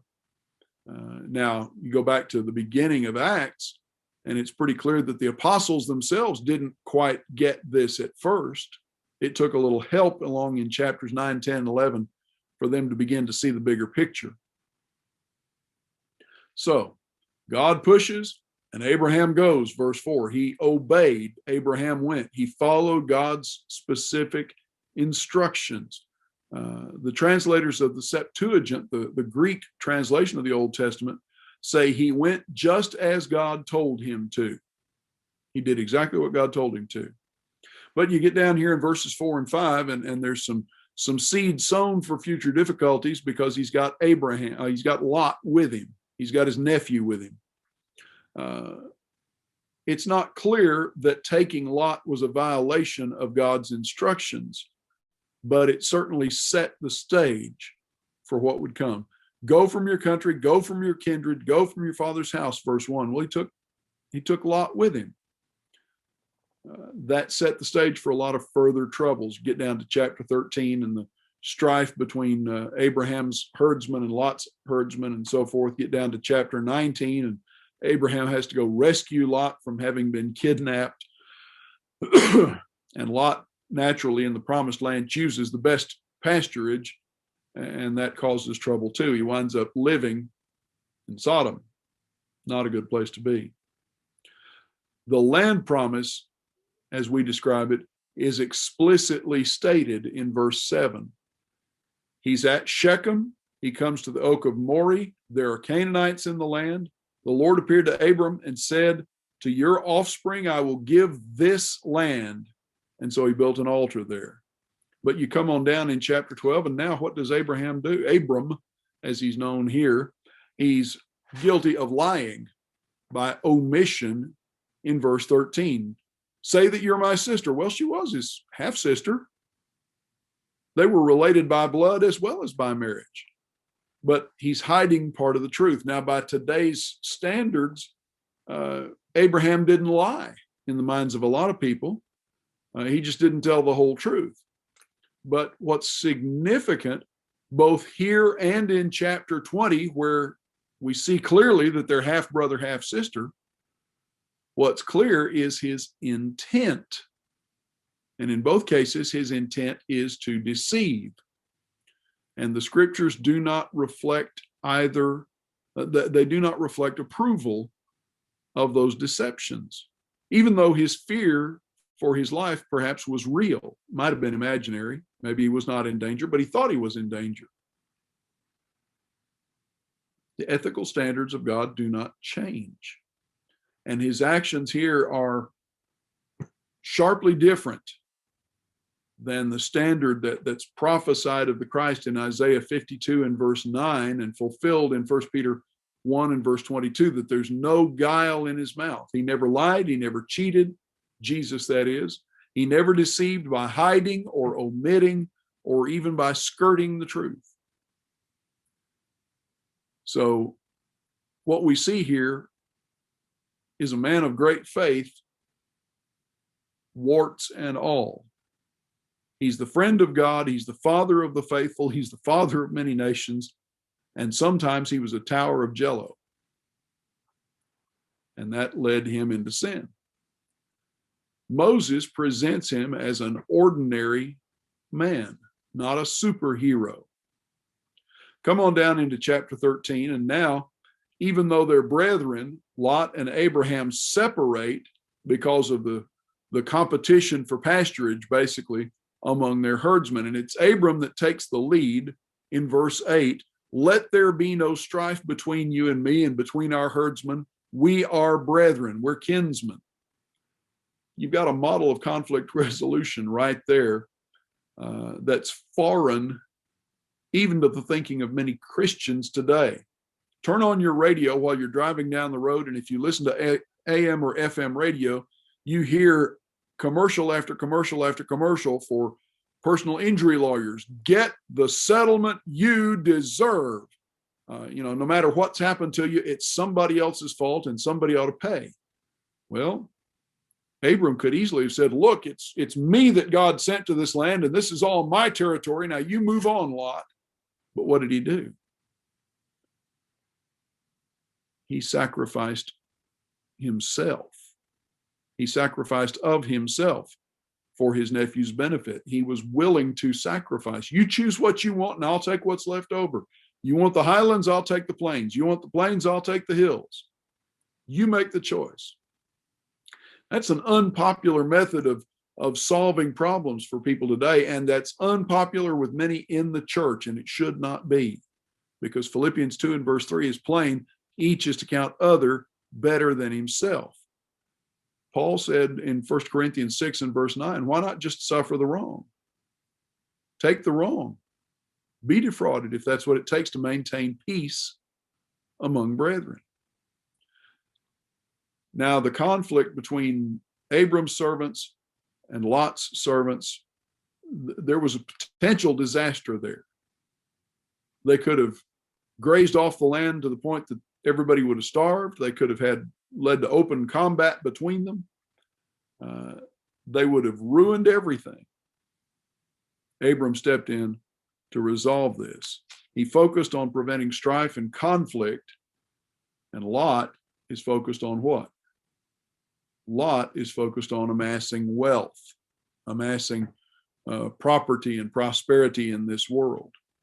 Very different perspective. Now, before we paint Lot too badly, it's also Peter who tells us that righteous man vexed his soul over the circumstances that he later found himself in 2 Peter chapter 2, verses 6, 7, and 8. So we don't want to paint Lot as just entirely selfish and totally ungodly, because he wasn't.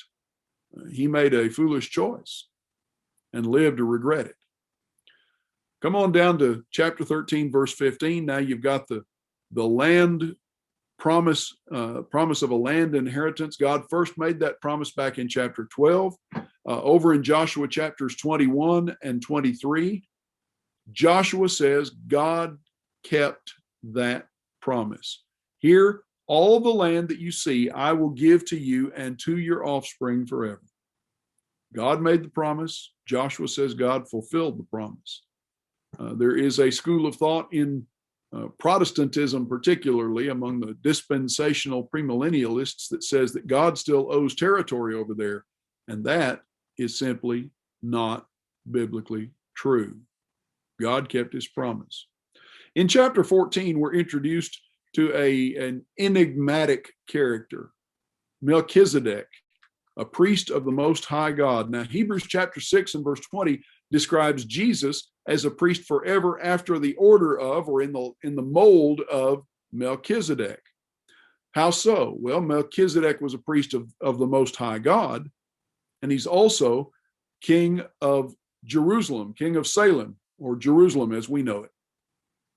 And he appears on the biblical scene, the biblical stage, and disappears with no history given.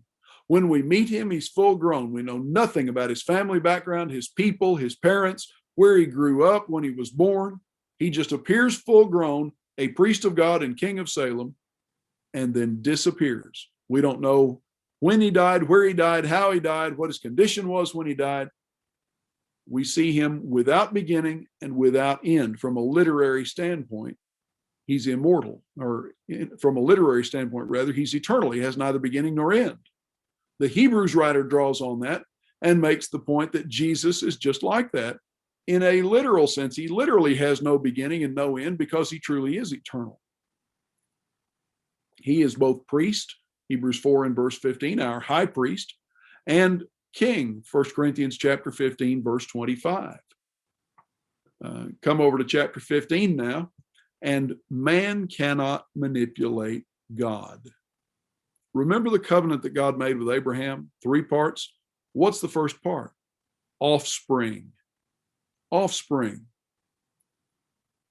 But I don't have any kids, God.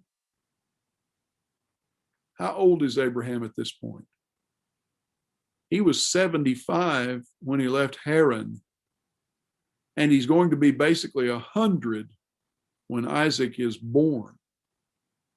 At this point, he's in his 90s, perhaps 99. God promised children. Abraham is watching the sands of time pour out. No kids, no kids, no kids, no kids. And he has a proposal to God. Let this chief servant, my major domo, Eliezer of Damascus, let him be my heir. And God says, nope, not going to do it. Verse 3, you've given me no offspring. A member of my household will be my heir.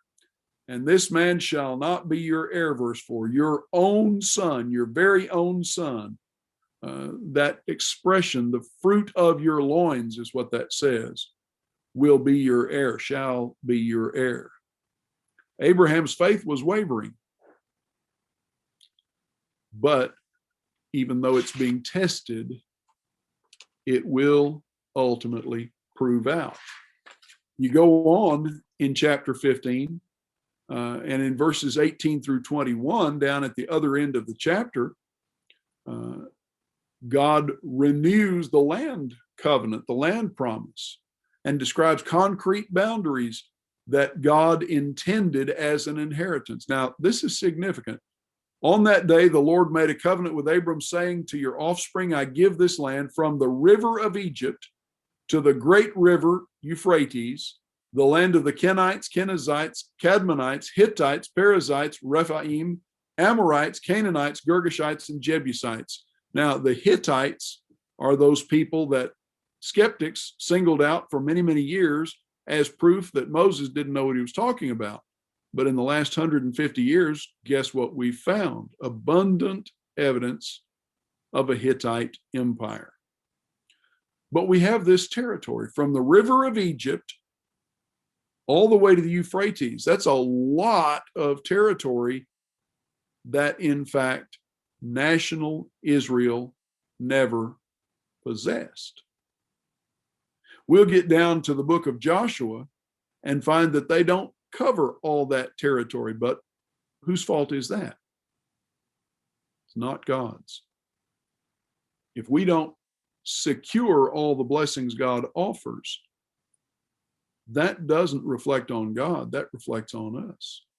Sometimes today, though, folks argue that since the Hebrew Empire never fully encompassed that area, then that land promise is still out there waiting to be fulfilled.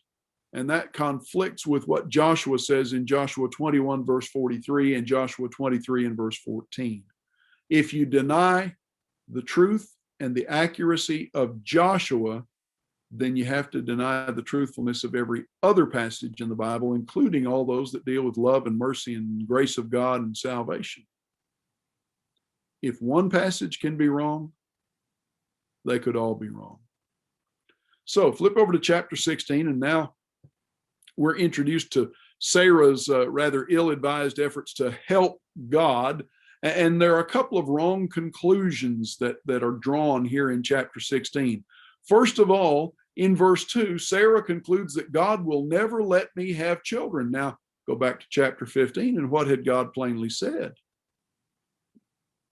Abram, you will have children. The fruit of your own loins will be Sarah's children. Sarah took that to mean any descendant of his. She didn't consider that the promise predated the presence of Hagar in their household. It goes all the way back to Genesis chapter 12. Wrong conclusion number 2 continues in verses 2 through 4, and that is that God would excuse an illicit relationship in order to fulfill his promise. We'll just kind of help things along a little bit. Acts chapter 17, verse 30 tells us that God winked at, or God overlooked, many things during that period of history. And we know that polygamy was practiced by Lamech back in chapter 4 and verse 19, but it was never condoned. It was never approved or endorsed by God. And his marriage law from Genesis 2 and verse 24 was in full effect at this point. For Abraham to lie with Hagar constituted adultery, fornication, regardless of the good motive, the good intention, regardless of how readily or willingly Sarai, as she be called here, regardless of whether she consented to the relationship, it was not right. But then there's wrong conclusion number 3. 3 wrong conclusions from a woman whose faith is being tested. God will never let me have a child of my own. Well, God will excuse this.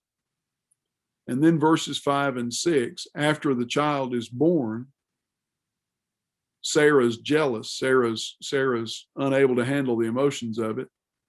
And she wrongly concludes, I can mistreat this servant girl with impunity. And so she sends her away. Sarah dealt harshly with her, and she fled from her.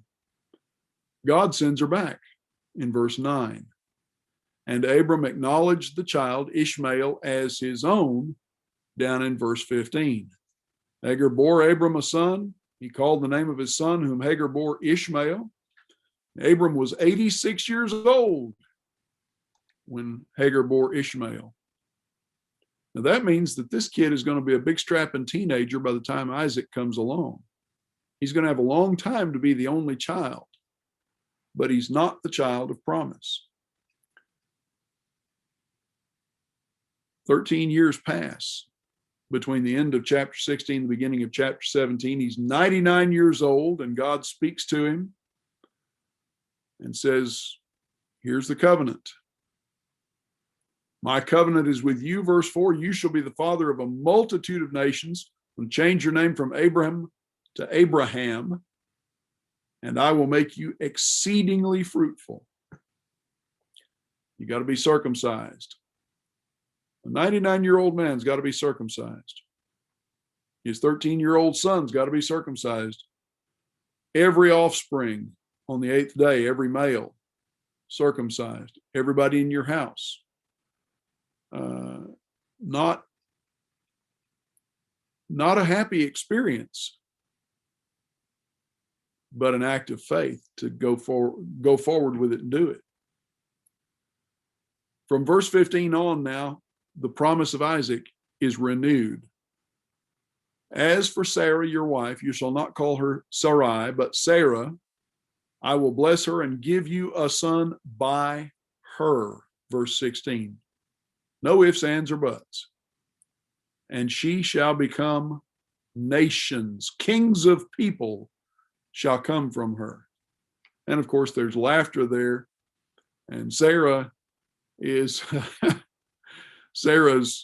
amused by this, to put it mildly. Abram says, well, I've already got Ishmael, won't he do? No, that's not the one I promised you.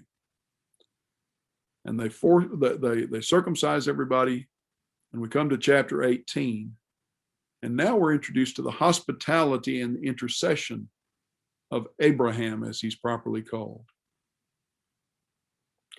Hospitality is a quality that is commended by and required by God.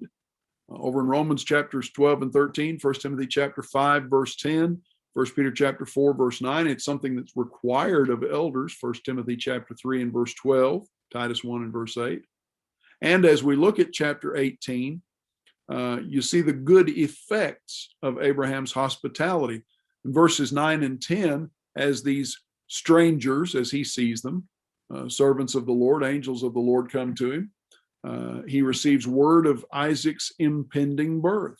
Verses 9 and 10, where is Sarah, your wife? She's in the tent.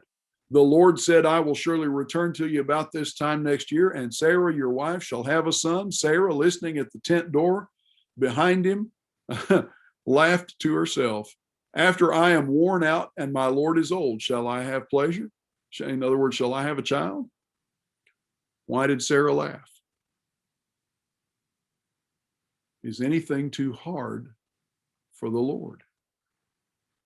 Now, in chapter 19, we have the foretelling here of the destruction of Sodom, beginning from verse 15, or verse 20, rather, 22. The men turned and went toward Sodom. Abraham stood before the Lord. God tells Abraham what he's going to do.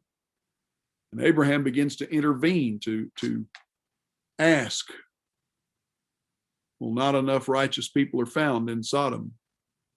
And so Lot and his family are spared, chapter 19.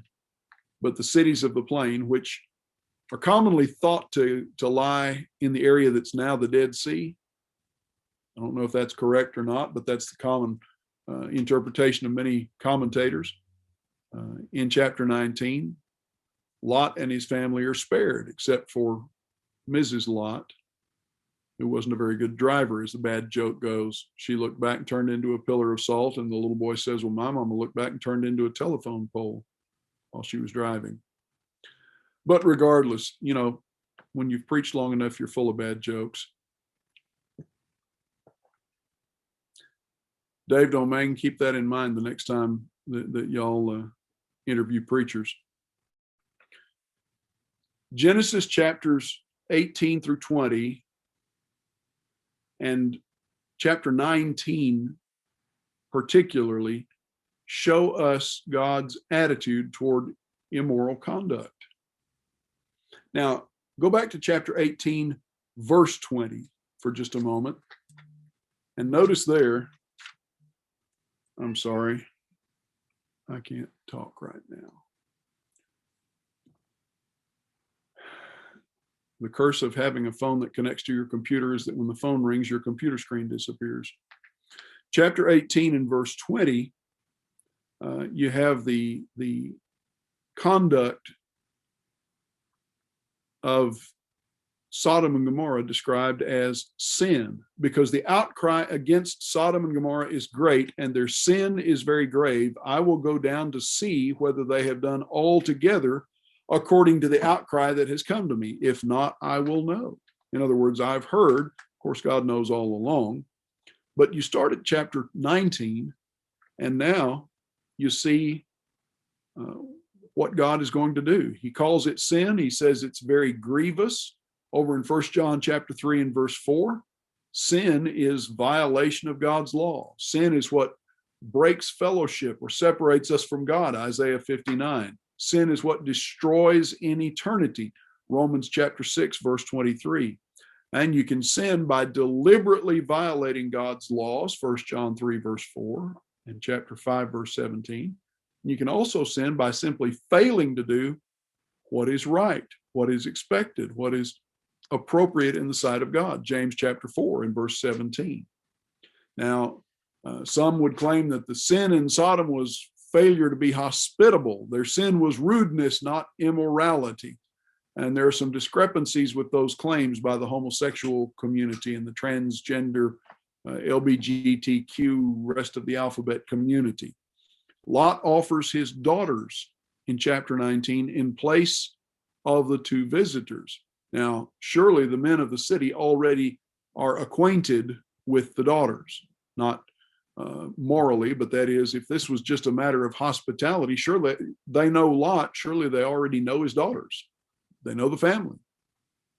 Lot calls their intentions wickedness. Hospitality is never described in the scriptures as being wrong or wicked. So this is not a matter of being inhospitable. In verse 9 in chapter 19, the men of Sodom propose to work greater wickedness on Lot than on the visitors, out of spite for him denying what they wanted, which was to know the strangers. And that's the biblical sense of that word. Go back to chapter 4 and verse 1. Adam knew his wife. That's what they wanted. The sin of Sodom was homosexual conduct. It falls under the generic umbrella of fornication, sexual impurity. It's consistently condemned in the scriptures. In Leviticus 18, verse 22, for men to use men in that way is an abomination before God. God created men and women to be complementary to each other, and that doesn't mean in words, but in construction. In Romans chapter 1, those who practice such things are described as deserving of death, verses 26 through 32. Paul lists 4 sins related together in 1 Corinthians chapter 6, verses 9 through 11. Fornication, which is any unlawful or proscribed sexual activity. Adultery, which is that involving married persons. Effeminacy, literally luxuriousness. The word specifically means soft, and it's used of one who puts off his manly characteristics. It's described often in ancient literature to describe the passive partner in homosexual activities. And fourth, abusers of themselves, literally homosexuals. God did not make man for such activities, or woman with women. He did not create us to engage in things that violate his will. Now, in our current situation, 21st century, the outcry is you're a homophobe, you're a bigot, etc.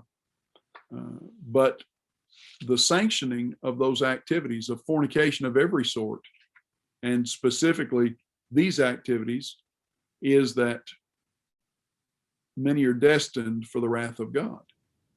The Apostle Paul says something significant in 1 Corinthians 6 when he says in verse 11, such were some of you. That implies you can stop that. Isn't it interesting that we're told in the same breath, I was born this way, and try it, you might like it. Go ahead, sister. I was reading a Christian woman once. A woman's husband presented the biblical view of homosexuality, and he was sanctioned for hate speech because he gave the Bible view of homosexuality. Yeah, well, you can't do that. We can't have this conversation in Canada now because of that. That is hate speech in Canada and many of the European nations as well. The fact of the matter, though, is if you can change in one direction, try it, you might like it. You can change in the other direction, repent. We as Christians cannot sit idly by and be passive as the world around us massively endorses wickedness. So, verses 12 through 22 show us the urgency and the price of escape from sin. Lot is hurried out of town. In the same way, we need to hurry away from sin and temptation. And you think about the price that he paid for choosing to dwell in Sodom. He paid with his material wealth. He lost everything as far as we can tell. He paid with the life of his wife who disobeyed and looked back. And he paid with the morals of his daughters who are then going to seduce him and become the mothers of Ammon and Moab, cousins to Israel, who from that day forward will be thorns in the side to the Israelites in every encounter they have. Jesus in Luke chapter 14, verses 28 and following, talks about the man who failed to count the cost. And we really need to count the cost of our ambitions in this life. Now flip over to chapter 22. In chapter 20, we have the encounter between Abraham and Abimelech, and the second time that Abraham lies about his wife's identity. She is my sister. Yes, she is, but she's also your wife. And Abimelech sends him packing, scolds him firmly and sends him packing for lying to him. Chapter 21 gives us the birth of Isaac and a treaty with Abimelech. And then in chapter 22, you have Abraham being tried, his faith being tested again. Verse 2, take your son, your only son, Isaac, whom you love, and go to the land of Moriah and offer him as a burnt offering on one of the mountains of which I shall tell you. Now, that's the English Standard Version. It's pretty specific. Now, for what it's worth, that's Mount Moriah, as it's called in the Old Testament. This is just a few hundred yards from where God will offer his only son on the cross on Golgotha. The instruction from God, go offer your son in the land of Moriah. It's only described that way here and in 2 Chronicles chapter 3, where as the place there it's described as where Solomon built the first temple. Well, why did God do that? Why would he test Abraham this way? To see what he would do. Verse 3, his response, next morning gets up, saddles up, takes his servants, and heads out. He gives no argument. How could he? He was 100 years old when that child was born. God has kept promise after promise after promise after promise. Hebrews chapter 11, verse 19 says that he figured that the God who could give him Isaac in the first place wouldn't have any problem raising him from the dead. And metaphorically, he didn't. In Hebrews chapter 11 and verse 18, Abraham did this by faith. How could this be by faith? He trusted God to keep his word. God asked nothing of Abraham that he would not also do himself. What did he require of Abraham? offer your son, devote him to me as a sacrifice. Well, that's what God does with his own son. Mount Moriah and Golgotha are less than 500 yards apart. Lessons we ought to take out of this, just quickly. I know our time is getting away. Abraham offering Isaac shows a faith that will obey, and God notes that out. Now I know because you've obeyed my voice, verse 18 in chapter 22. Abraham demonstrates a faith that would obey exactly, precisely. God told him what to offer, where to offer it, and when to offer it. And he often instructs us in exactly the same way. With Noah, he did the same thing. What, when, and where.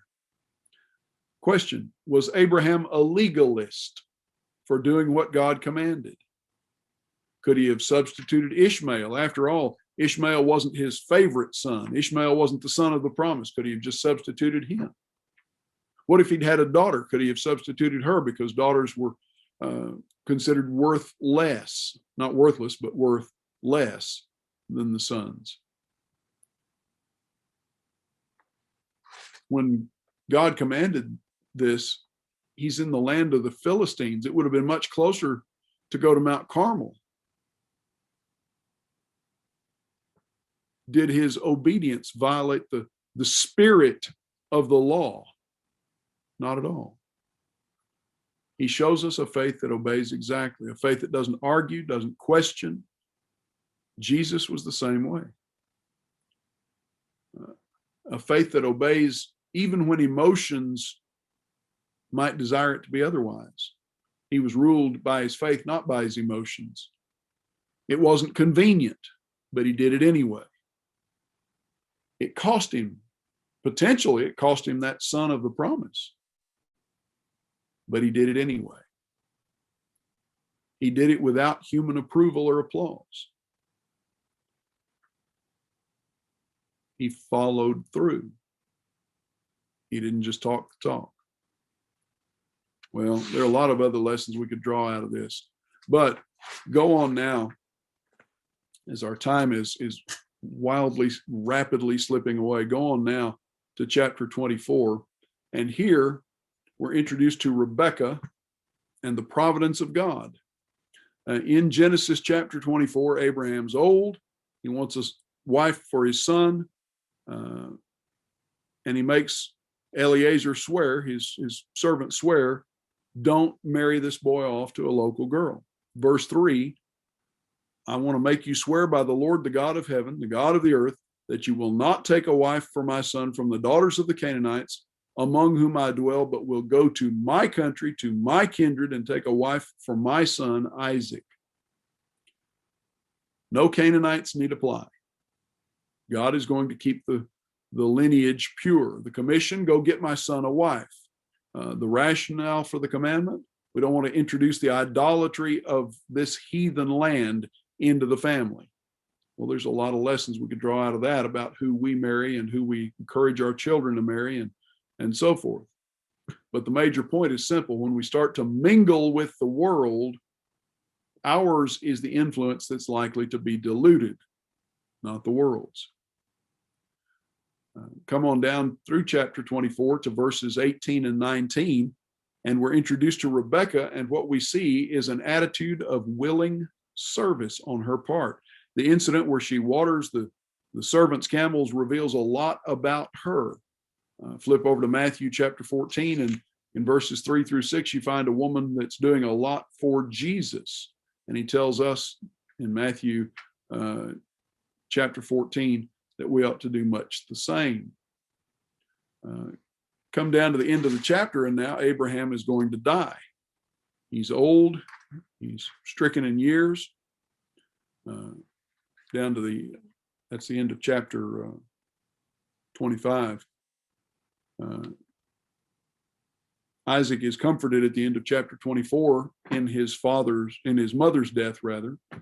And in chapter 25, Abraham is going to die. Now, after Sarah dies, Abraham marries again and has a whole passel more kids with Keturah. He lives 175 years.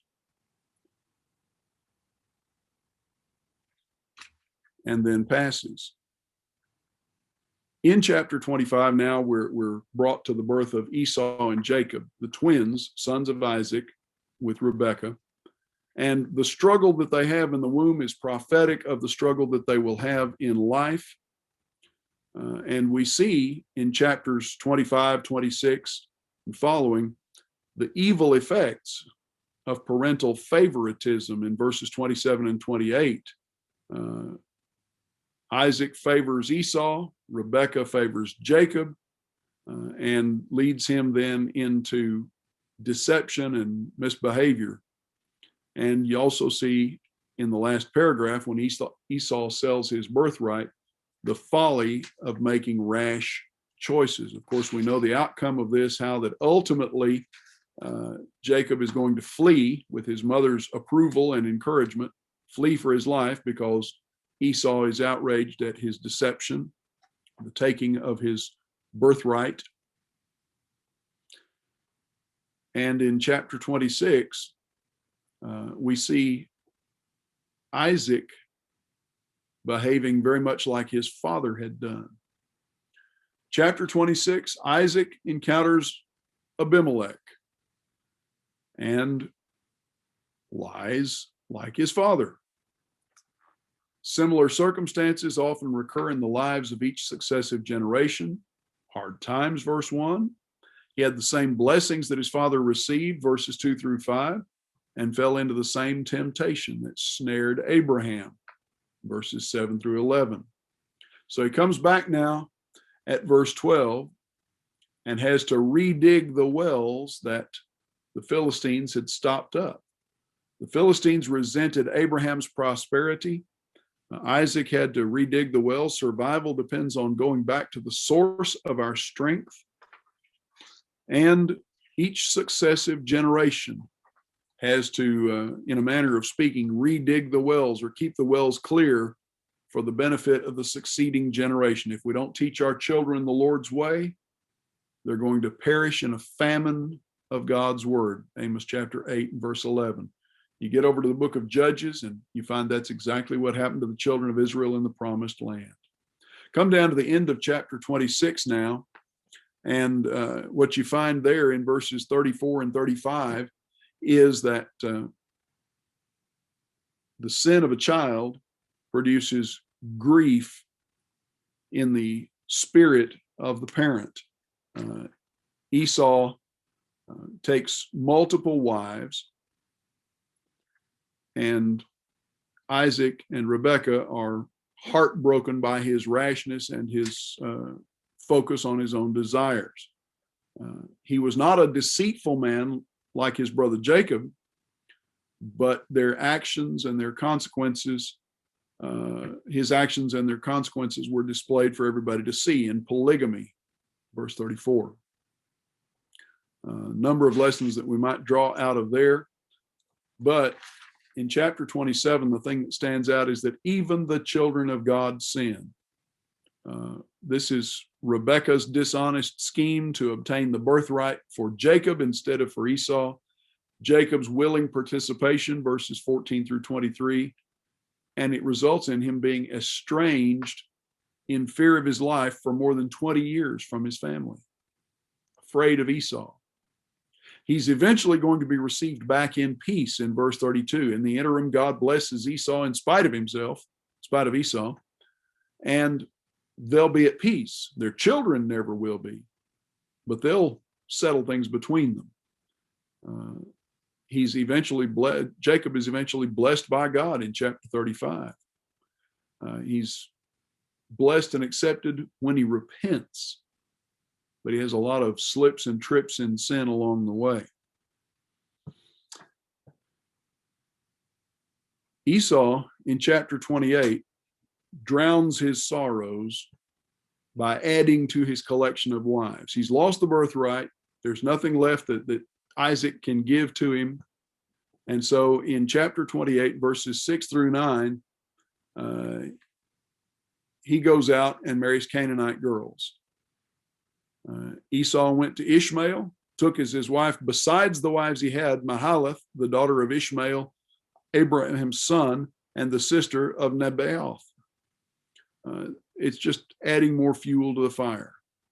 It parallels the warning that Paul gives in 2 Corinthians chapter 2 and verses 5 through 11, where he says there to be cautious about letting someone be swallowed up with grief. That's probably the fornicator of chapter 5 in 1 Corinthians. He's repented, but don't let him be swallowed up with grief and bitterness and open the door to other sin.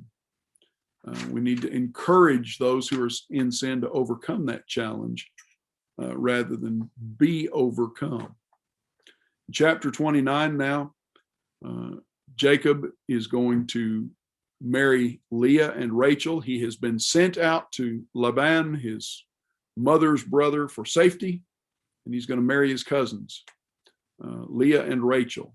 The stated purpose, Genesis 28, verses 1 through 5, to find a wife of like faith. Well, they don't turn out to always be too awfully faithful themselves. Esau's threats must surely have weighed in favor of that decision.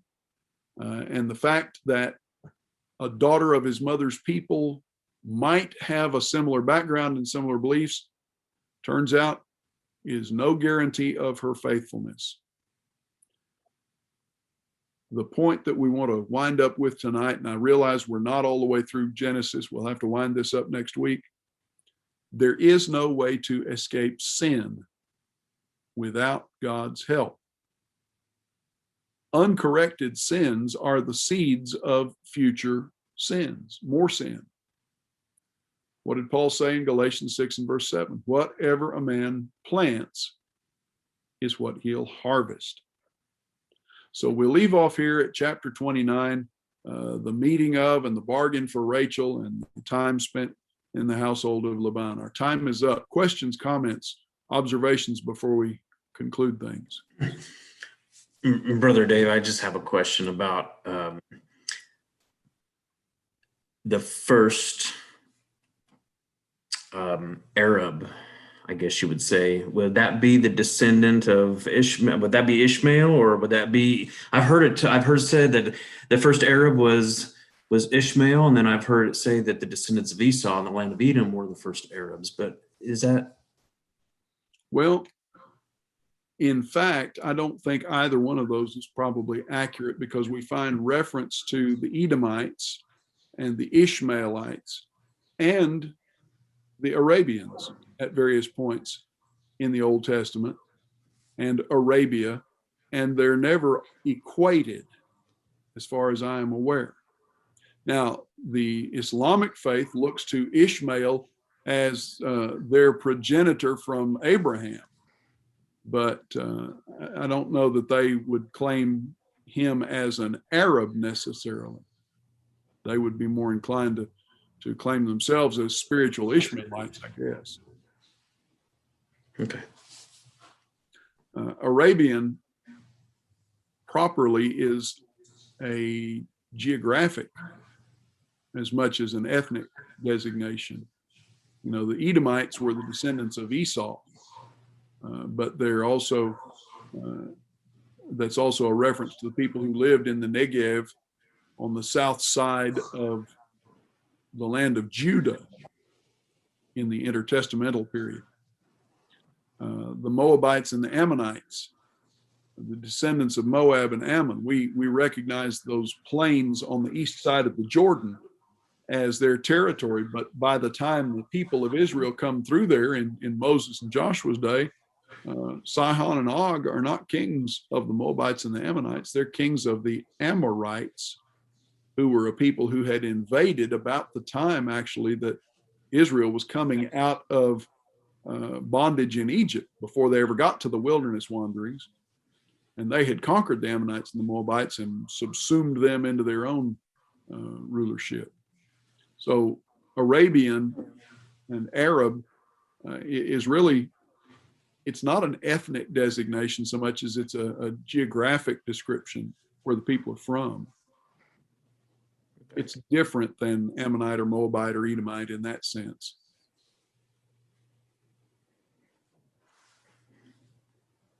Anything else? Thank you. You're welcome, brother. Appreciate it.